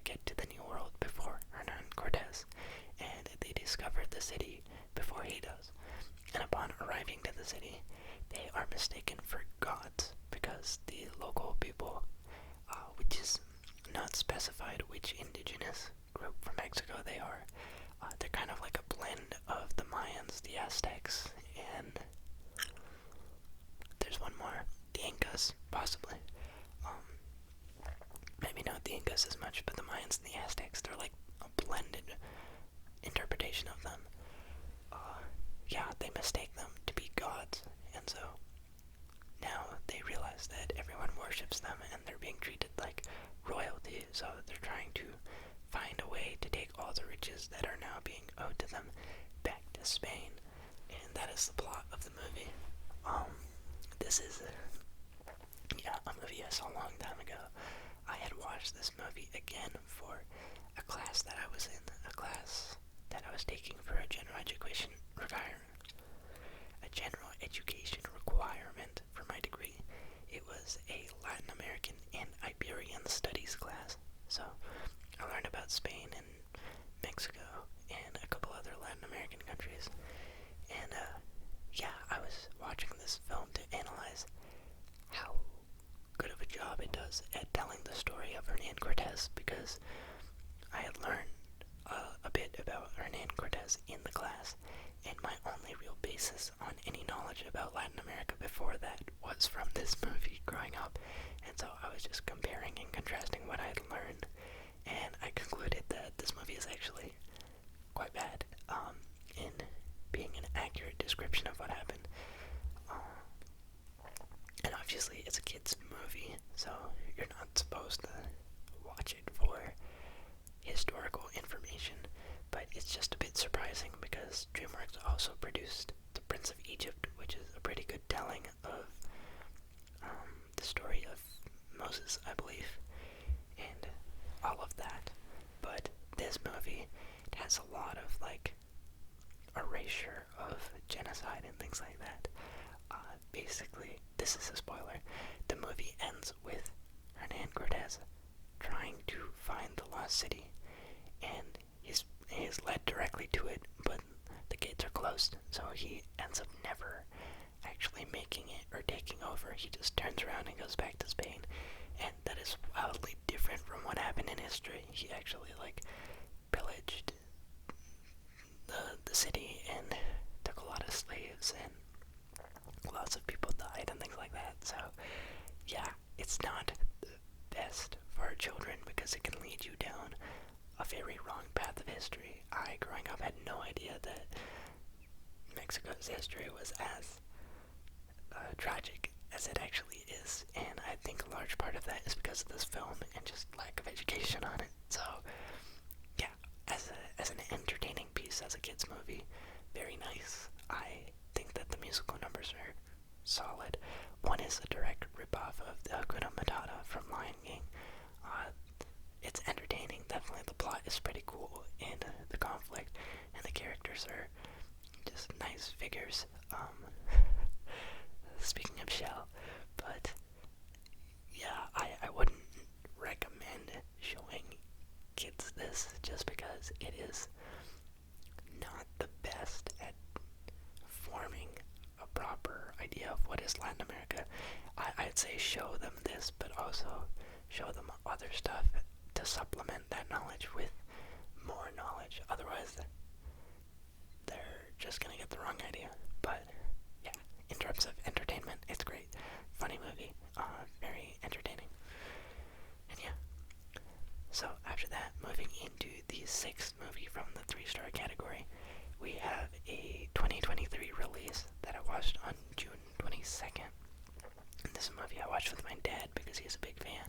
It is Transformers: Rise of the Beasts, which is I believe the 7th movie in the Transformers series. It goes Transformers 1, Transformers 2, Revenge of the Fallen, Transformers 3, Dark of the Moon, Transformers 4, Age of Extinction, Transformers 5, The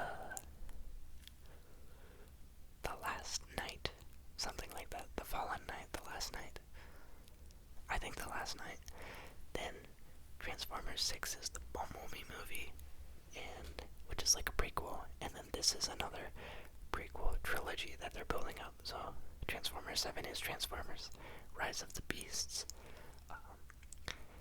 and it's alright. You know, it features a new protagonist, I don't even know their names. It's a Hispanic guy and a black girl. I've seen both of them in other things before. It has the original posse of Transformers like Bumblebee, Optimus Prime, and a couple others. But it also has Pete Davidson voicing this other Transformer whose name is... I don't know his name. He's a robot, but yeah, I really didn't think I would enjoy this movie, thinking it is, you know, Pete Davidson would overpower it, but I feel like his character is done pretty well. I enjoyed it. In this movie, it's like any other Transformers movie, really. There's the good guys, there's the bad guys. In this one, the Transformers are trying to get home, and they can't. Then there are these ancient, primal type of Transformers that resemble animals that had this artifact type of thing that is hidden on Earth. There's like an old, bad, evil power that's trying to get a hold of it. Then this human gets tangled up with Pete Davidson's Transformer, and then he has to help them defeat the bad guys. It's very generic plot.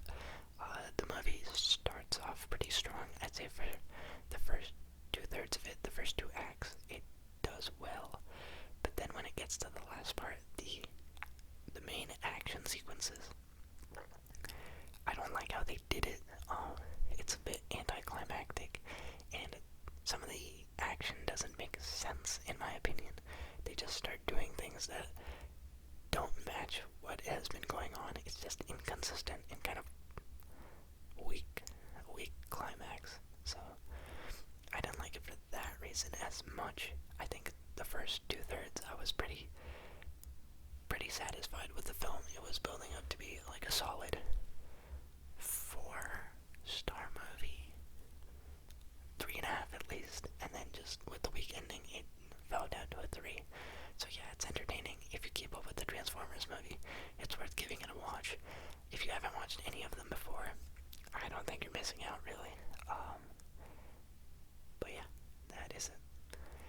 Then moving into the 7th movie in the 3-star category, you've got a 2023 release again that I watched on July 18th. It is the Flash DC movie about the superhero known as the Flash. This is not an origin story movie. It's more of a... well, I guess it's kind of an origin. If you know anything about the Flash, this focuses on Flashpoint Paradox.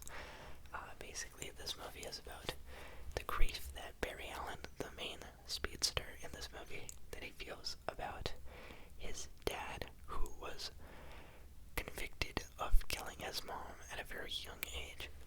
His dad has been trying to prove his innocence for a very, very long time, and just isn't able to.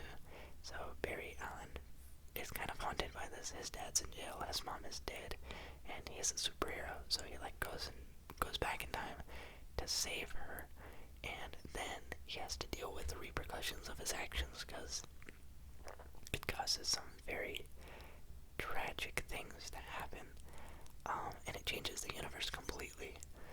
The movie in itself, it's going after something that has been tried quite a bit recently. The Flashpoint Paradox has been a topic of interest in like the last decade or so to DC. They had the animated movie version of it, which is really, really good, I would say. I've seen that one, which deals with Thomas Wayne Batman and Wonder Woman and Aquaman and the whole war and Reverse Flash. That interpretation is magnificent, I will say. Very, very strong adaptation from the comics. Then you have the CW's version with the Flash TV show, where that one is pretty weak.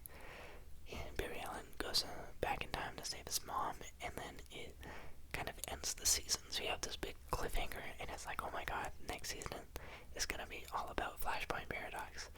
And then they basically undo it and resolve everything in the first episode. It's a huge letdown. This movie, it's not as much of a letdown, but it's still not that great. It relies on a lot of other DC property type things. And it's a very cameo-heavy movie. It really relies on shocking the fans with cameos and things like that, and just Easter eggs and references. If you keep up with DC stuff, like DC stuff all the time in rumors, then the movie can be enjoyable. As a standalone film, it's alright. It tells the story. The setup is fine. The middle part is fine. I will say that the ending is actually surprisingly touching. I like one of the very last sequences in the film, but it's not overly strong. It's not as bad as I was expecting. I saw a lot of people bashing it for the CGI, which is a bit weak, and some of the humor isn't that top notch, but this interpretation of the Flash is definitely a step up from what was seen in the Justice League movies. I felt like Barry Allen in that with Ezra Miller was unbearably annoying, and so they do a good job of toning that down in this movie. But yeah, it is just entertaining. It's not that great. I wouldn't recommend it. I wouldn't say. But yeah, if you really like DC property, go for it. It's one of the last movies in the DCEU, which, thank goodness, because that was not a good run for DC. But yeah. Then moving into the second to last movie in the 3-star category, it's a movie that was a 2023 release that I watched on July 23rd. I don't think I will get any heat from this actually, because looking at my demographic, I've seen that like my watchers are 95% guys, or like 98% guys and 2% non-male, whether that be girls or other. So yeah, I really don't think that this take is gonna offend anyone, but I have the Barbie movie up here, 3-star film, and the reason for this is it is a entertaining film. This movie obviously is about Margot Robbie, who plays the Barbie doll, and it has Ryan Gosling playing Ken, the typical male love interest, and it focuses on this woman and young girl in reality. There's like the Barbie world, and then there's the real world, where Barbie exists as like a toy company. Well, Mattel exists as a toy company, and Will Ferrell is the CEO of Mattel. And it has to do with how like Barbie is energized by the dream of people in the real world, and so how Barbie has to go on this mission because she's being filled with these like suicidal and depressing thoughts. Well, maybe not suicidal, but just like existential type of thoughts. And so she's trying to figure out who is the girl that played with her in the real world and what she's going through. So she goes on a mission, and while she is going to the real world to figure out what's going on, she realizes that she doesn't have the same popularity as she once did out there. And meanwhile, Ken is trying to figure out his own value in life as something attached, like something apart from Barbie. He really only exists to serve Barbie and to please her. And now she's gone, so he's trying to make like a name and an image for himself. And I will say that the Ken storyline is pretty entertaining. The Barbie storyline is also nice, but my biggest gripe with this movie is, well, it's not even a gripe. I'm not the intended audience for this film. There's nothing wrong with it. I think that it exists as a good piece of film and media, and it resonates very strongly with its intended audience. There's this movie did really well with, and they probably would give it a full 5 stars or 4.5 stars. I think that the acting is solid. I think that it's done in a good way, and it's an important movie to have. It's important to have a movie that focuses more on the female experience and on that has like a female cast and things like that. I appreciate all of those things.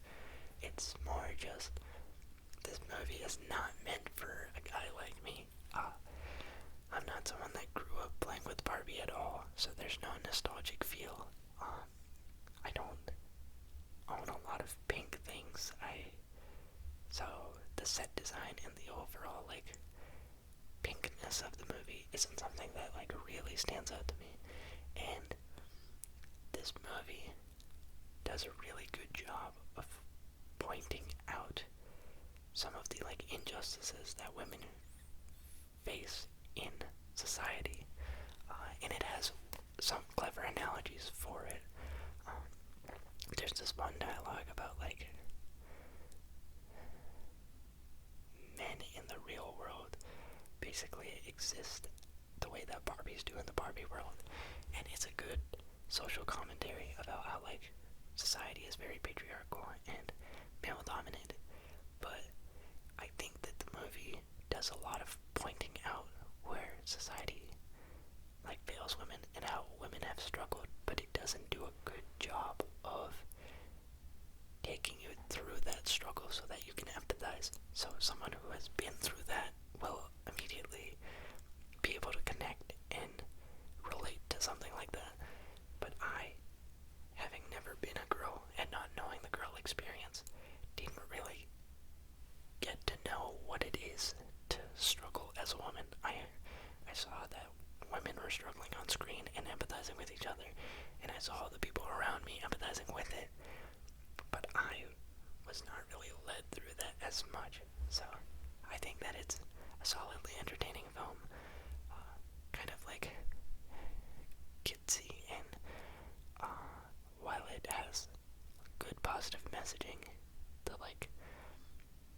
the humor is a little bit up and down. I will say it's not just catered towards children. There are a couple of very adult jokes in it.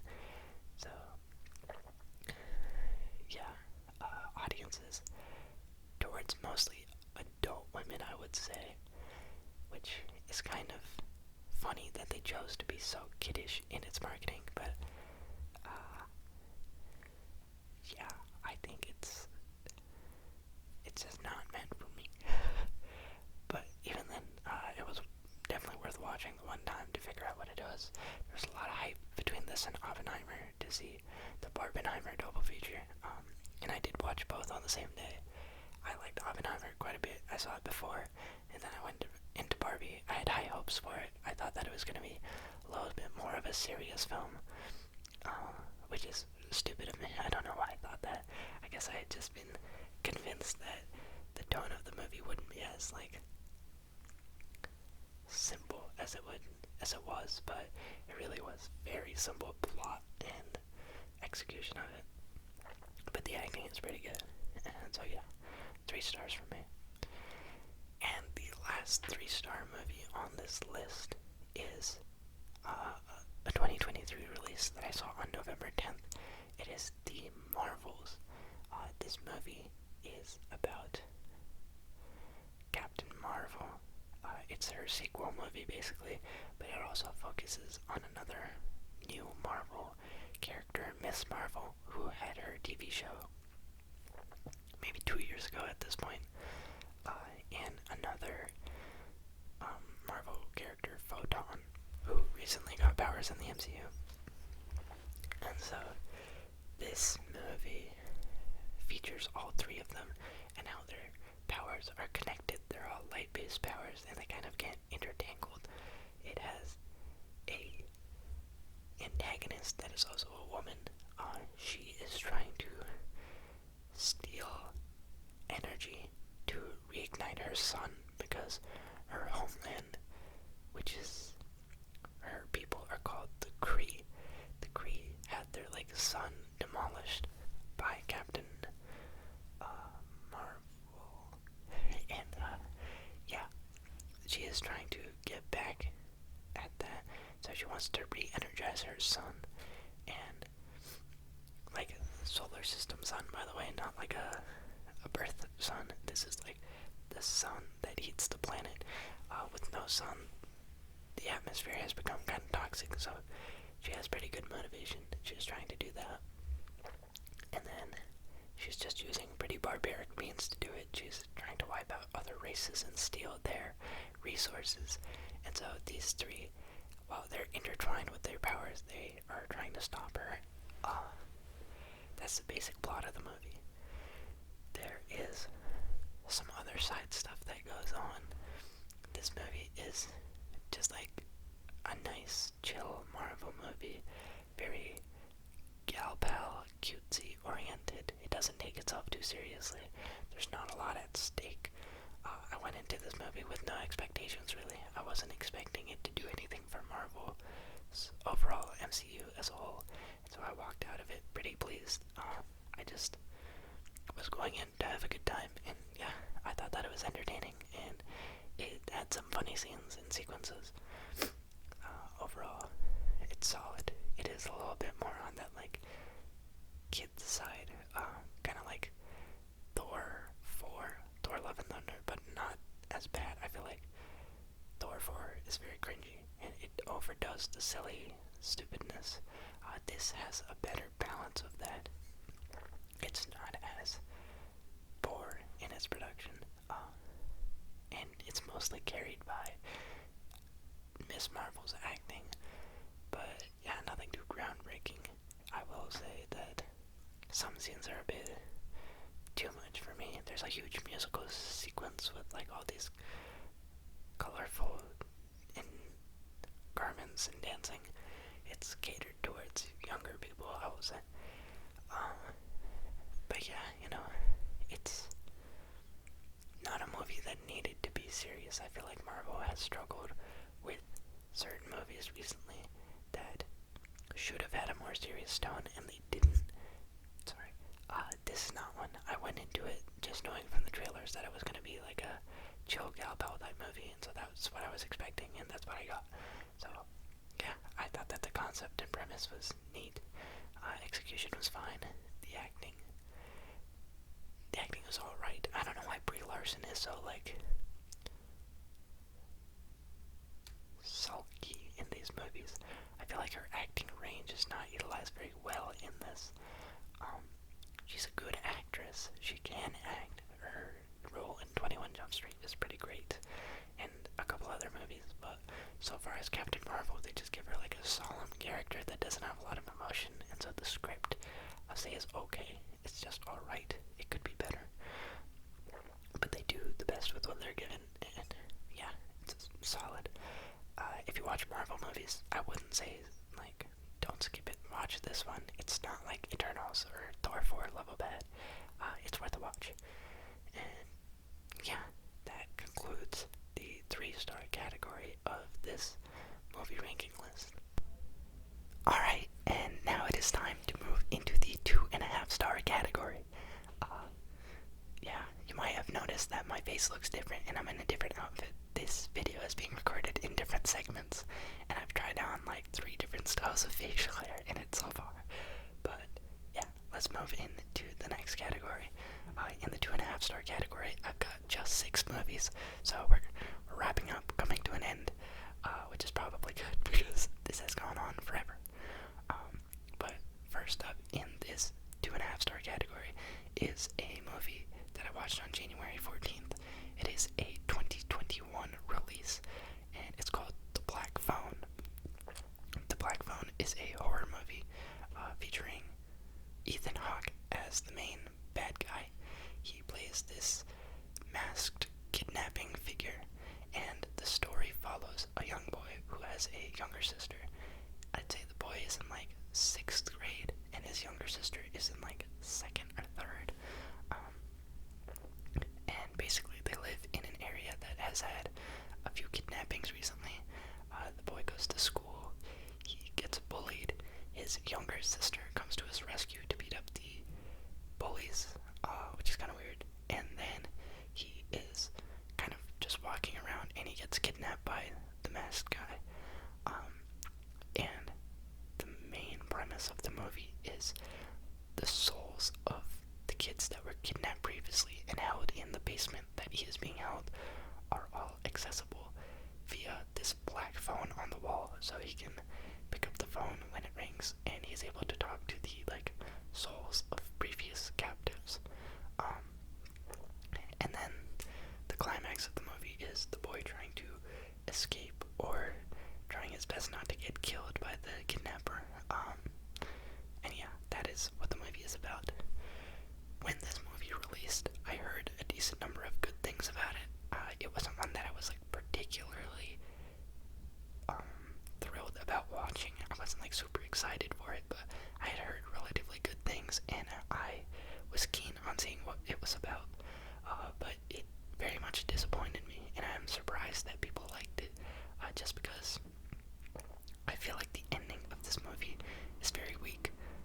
The acting from the children's end is not good in my opinion. I feel like the younger sister's character is super out of place and unnecessary. She is very crude, and she's in second grade, but she's yelling out all these curse words, and she's like the macho one in the family, saving her older brother, and she's just very overacting. I find her character to be very annoying, unfortunately. I know that she's just a kid, and it's not her fault, but I have to think it's the script. The script for her is awful. Really ruins part of the movie. I also think that there's some really weird agenda pushing in this movie. It just doesn't feel authentic. Sometimes you can incorporate themes into a movie and it works, and in this it's very in your face, and it doesn't add to the story at all. And then with the climax of the movie, it just builds up to a very anticlimactic and nonsensical finish, in my opinion. I didn't care for it at all. The whole movie, I was not impressed. So, 2.5 stars for this one. Then, moving into the next movie, which was the second in the 2.5 star category. It is a 2023 release that I watched on February 16th, opening night. This would be Ant-Man and the Wasp: Quantumania, a Marvel movie. This is the lowest ranked Marvel movie from the year on my ranking, and it's because I really did not like it at all. I had high expectations for this movie, this being the first big screen portrayal of Kang the Conqueror. I had a lot of high hopes about how they're gonna show him off, how they're gonna set up the future of the MCU, and the movie basically did the opposite of everything I wanted it to do. I felt like it was focusing on the wrong things.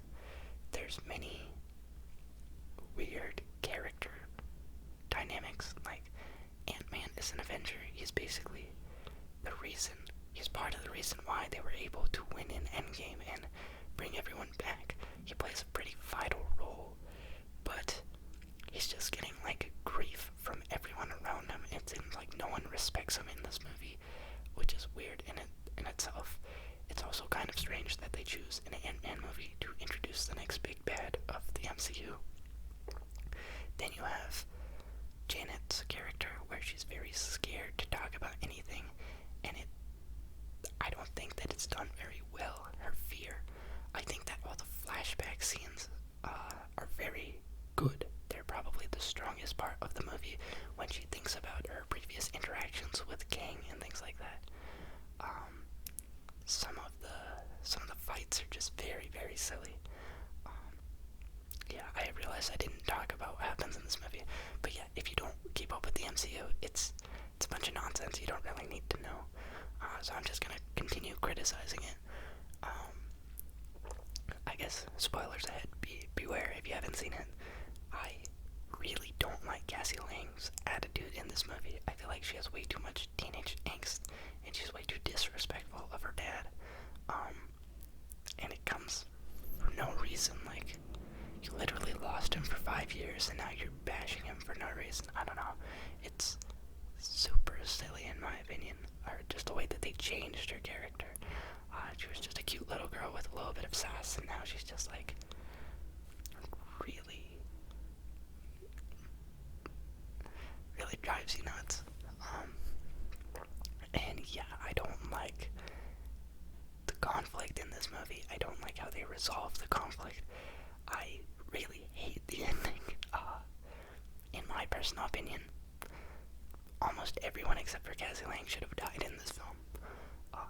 I would have been very happy to see the original Hank Pym die, and Janet die, and Ant-Man and the Wasp all die. I think it would have been a great entrance for your next big bad. You get rid of some older characters who don't really need to be around anymore, and then leave Cassie Lang just because she's a younger face. You want to keep her for the future, but that would have been a grand entrance. Instead, you get an angry Kang, a super stupid MODOK. Kang gets like beat in fist-to-fist combat by Ant-Man and then eradicated, and then Ant-Man goes into his monologue thing where he's narrating how they won, but he's just like, did we really win? Why does something feel wrong? And it's so pointless. Like, I don't know, I didn't understand the point of doing that. This movie really disappointed me in almost every way. I personally would say it's like the worst Marvel movie. The reason I give it a 2.5 is because I know that other people, it's kind of like a Spy Kids movie. It's kind of enjoyable if you watch it without any prior knowledge and personal biases about what is supposed to happen. The other people that I watched it that don't keep up with the MCU, they seem like thoroughly entertained, and I'd say it's entertaining but annoying. Yeah, but really did not care for this film. After that, the third film in the 2.5-star category is a movie I watched on March 10th. It is a 2018 release titled Sorry to Bother You. This features Lakeith Stanfield, I think his name is. He's a great actor. He is in Atlanta. He is in Get Out, and he's the lead star in this movie. I like him as an actor generally, but this movie was just too bizarre for me. The movie itself is about him getting a job at this like cold call agency, and he has to push this product, and he has a script where he says sorry to bother you, and then he like has to adopt this white voice basically.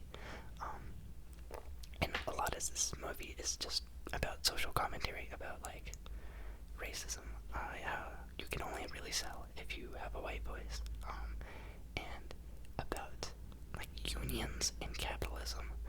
Basically, the conflict in this movie is after adopting the white voice, the main character gets really good at selling, and he's making some money, but all the people that he's friends with and knows are basically protesting against the company to get better workers' rights and things like that, and he has to pick between supporting his friends or progressing his career, and yeah, eventually he picks one of the two, and everything just gets infinitely more weird. Like, there's a twist ending, but it's just so out of the blue for me, and I couldn't connect it to any social commentary or anything. It just got extremely abstract and strange and bizarre. And yeah, any sense of okayness I had with the movie was kind of thrown away, and I was like, what is this film? I really did not care for it. This is probably one movie that I wish I hadn't seen. Well, yeah, it's just like, as I was watching it, it was a little bit slow, a little bit boring. I was wondering when it was going to pick up, and it picked down, so not a movie I would recommend. But the person who recommended it really liked the movie, so I'm going to say this is just a polarizing film. It wasn't my cup of tea, but maybe it would be yours. But yeah, it was just a bit too weird for me. And then moving into the fourth film in the 2.5-star category, this is a movie I watched on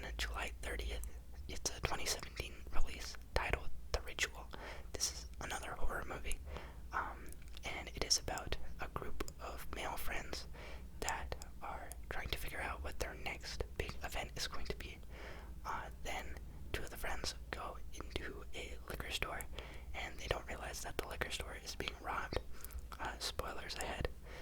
Basically, one of them goes into hiding and he creates a little bit of noise. The other one is seen by the robbers and then shot and killed.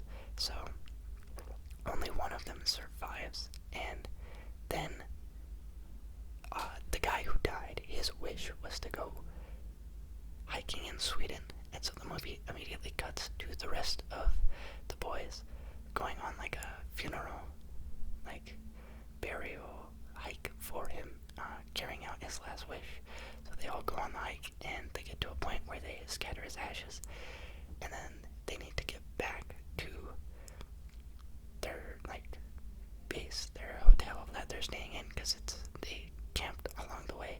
But one of the members twists his ankle, and now he's not really able to walk that well. So they want to take a shortcut through the woods. Then they get into the woods, and a lot of spooky stuff happens. They stumble onto a house, an abandoned house, but it's filled with weird imagery, and they all kind of get nightmares.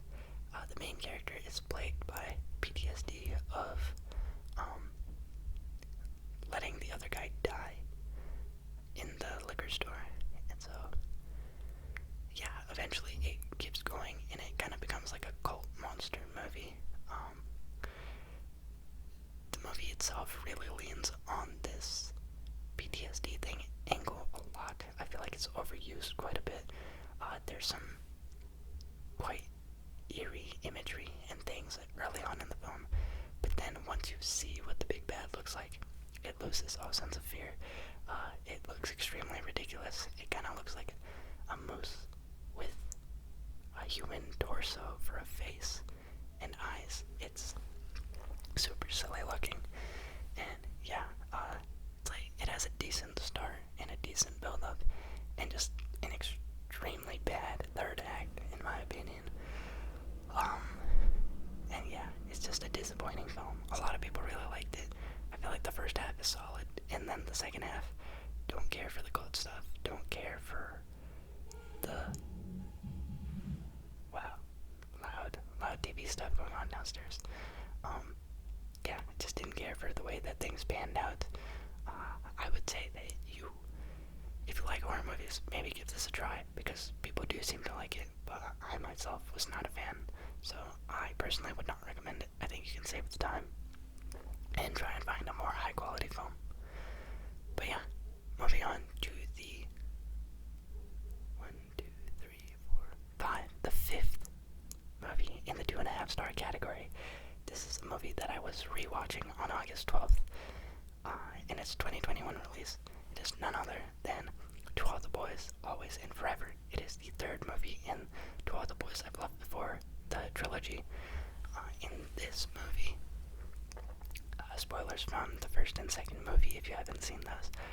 Basically, Lara Jean and Peter Kavinsky are now seniors in high school, and they have to worry about college applications. Lara Jean is dead set on going to Stanford with her boyfriend Peter Kavinsky. He is going to most likely attend on a lacrosse scholarship, and she is trying to get in on academics, and she's already planned out like their entire future and everything like that. But then she does not get into Stanford. And so then she spirals a little bit, she gets all upset, but then her boyfriend reassures her that like, oh, actually, Berkeley is right across the bay, so you could just go to Berkeley and we could commute like an hour.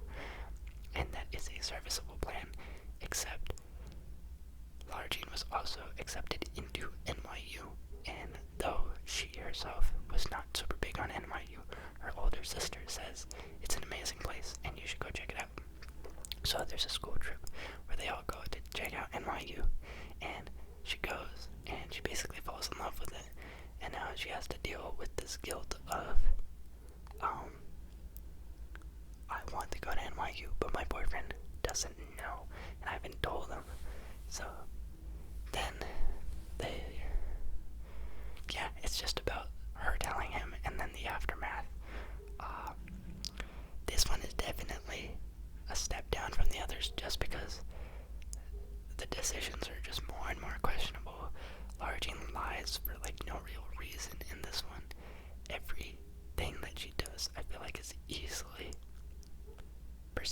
audience as silly. Like, a lot of her decisions are just silly.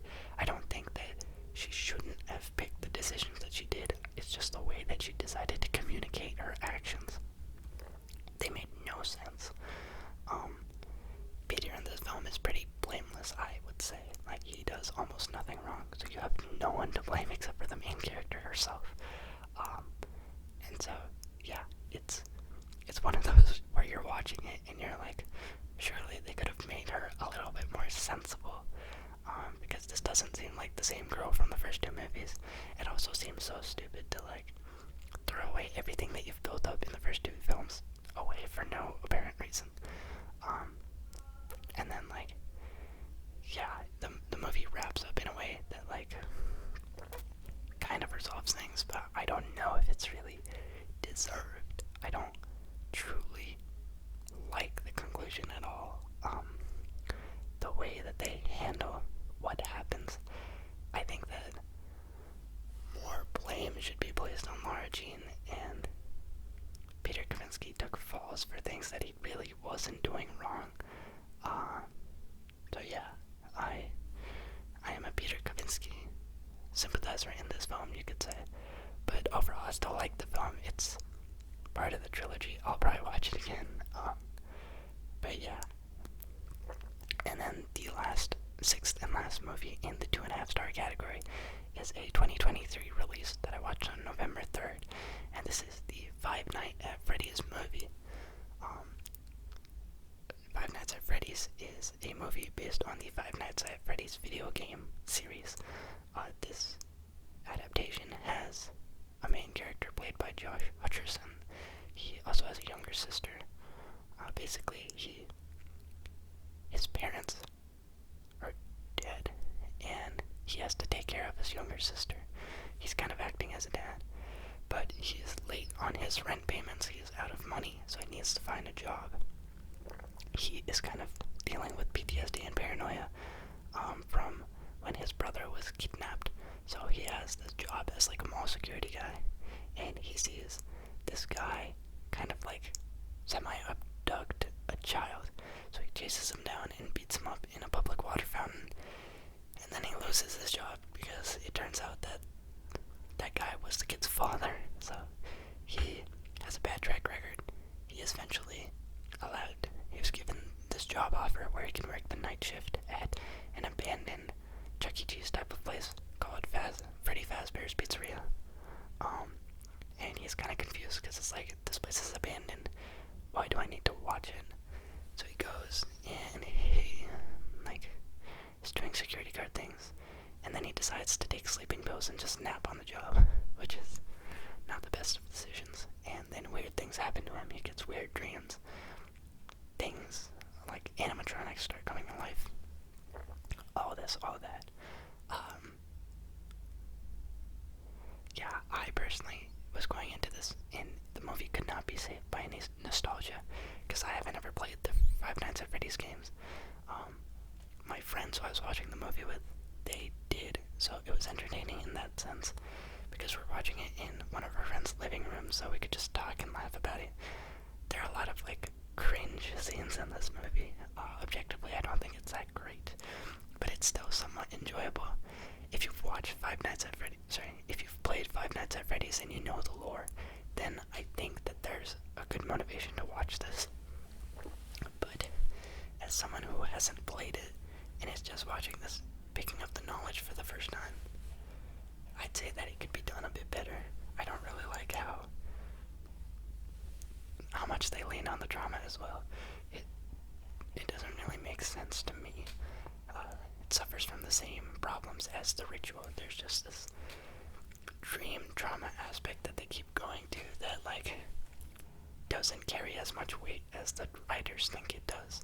So if they had just found a different way to connect the characters to the pizzeria, I think it would have been better.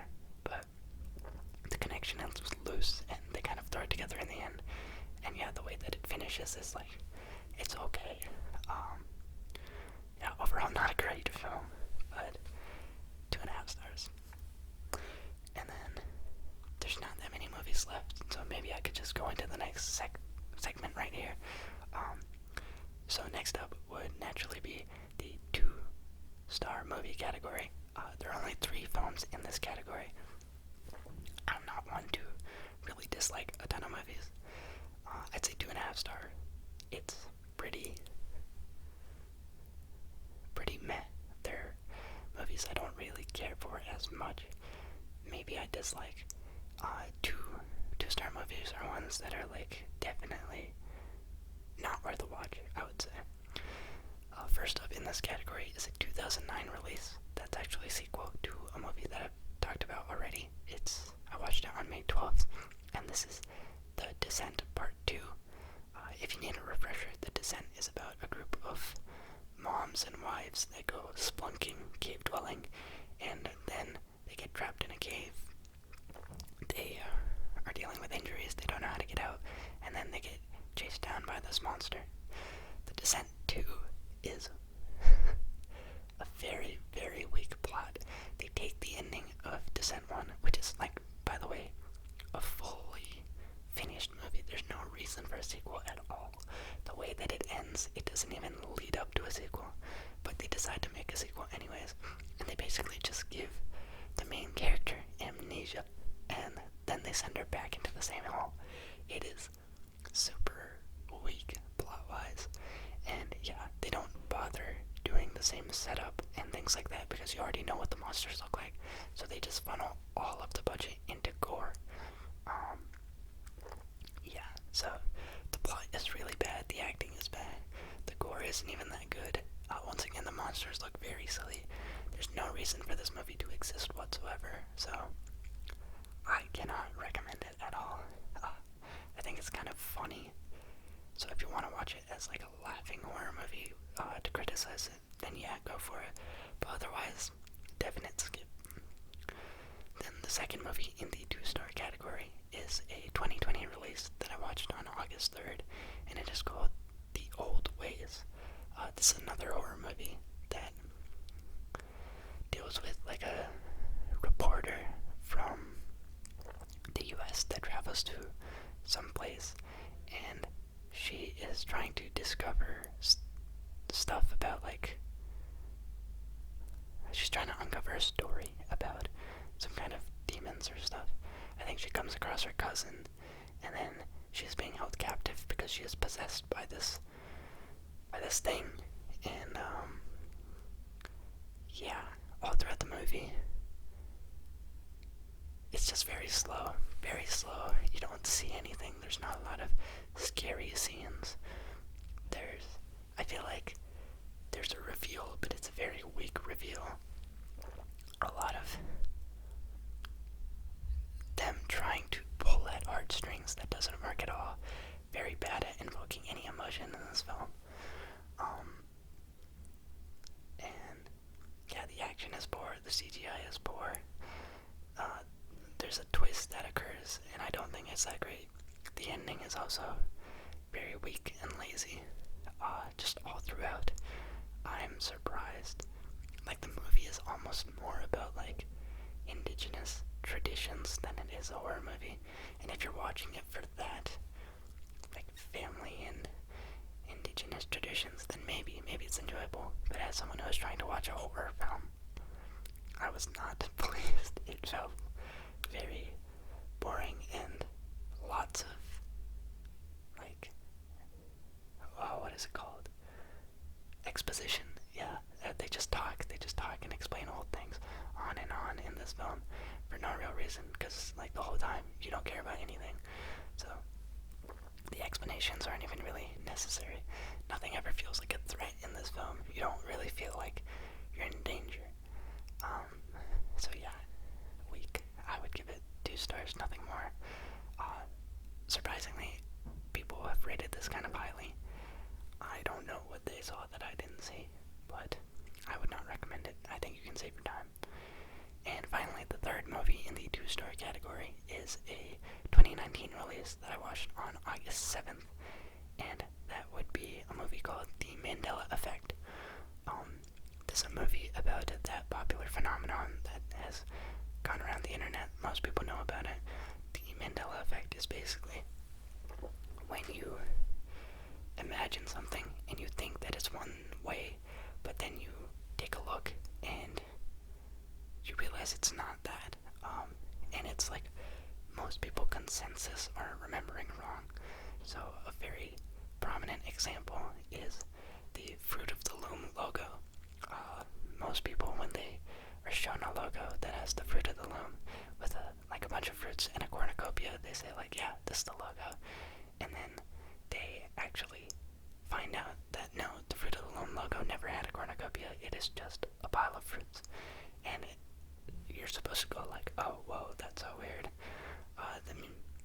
This movie is built completely on that, like, weird feeling. It's just about a guy who looks at his daughter's books and sees that it's like the Bernstein Bears, or wait, the Bernstein Bears or the Berenstein Bears, yeah, something like that. And he looks at it and he's like, huh, I thought it was this other way. And then he does a bunch of research and he's like, this is so weird, I could have sworn it was the other way. And then all of a sudden it is the other way. And his life kind of transforms, like everything shifts, things are different. He like jumps to a different reality. And then it becomes like a weird sci-fi film where they're trying to break the simulation and figure out what's going on. The movie falls apart pretty quickly. The concept is okay, but it's pretty weak to build a whole movie around. So there's nothing there. It's low budget. Acting is not that great. The twist, very silly. You can see it coming from a mile away, and it's kind of just like the movie just ends. Like nothing resolves. It literally just ends. So save your time. Don't watch this film. It is not that good. Yeah. And we finally made it. This is the last category of film. This is the 1.5 star category, and there's only one film in here. So after I review this one, we're done with the 2023 movie rankings of all 62 films. So let's jump right in. The only movie that I gave a 1.5 star rating in 2023 was a 1975 film that I saw for the very first time on February 17th, and it is called The Rocky Horror Picture Show. This is a cult classic film. I know that this take could be upsetting to a lot of people, but I watched this movie as a paid event at my college. Every quarter, they host the Rocky Horror Picture Show as like a play and a movie. You go into one of our lecture halls. They have a live cast that is acting out the movie on stage as the movie is playing, and it's very interactive. So everyone in the audience is dressed in a certain way. They yell at the screen. They chant certain things. If you've never been before, they write a big V on your head because you are a virgin. And there's a lot of references and inside jokes. And yeah, as someone who knew nothing about the culture and didn't particularly want to attend, but was like persuaded into it, there was nothing here for me. I could barely understand what was going on in the movie. I didn't understand any of the references or things. There was just all these times where people start chanting and yelling, and yeah, and everyone's dressed really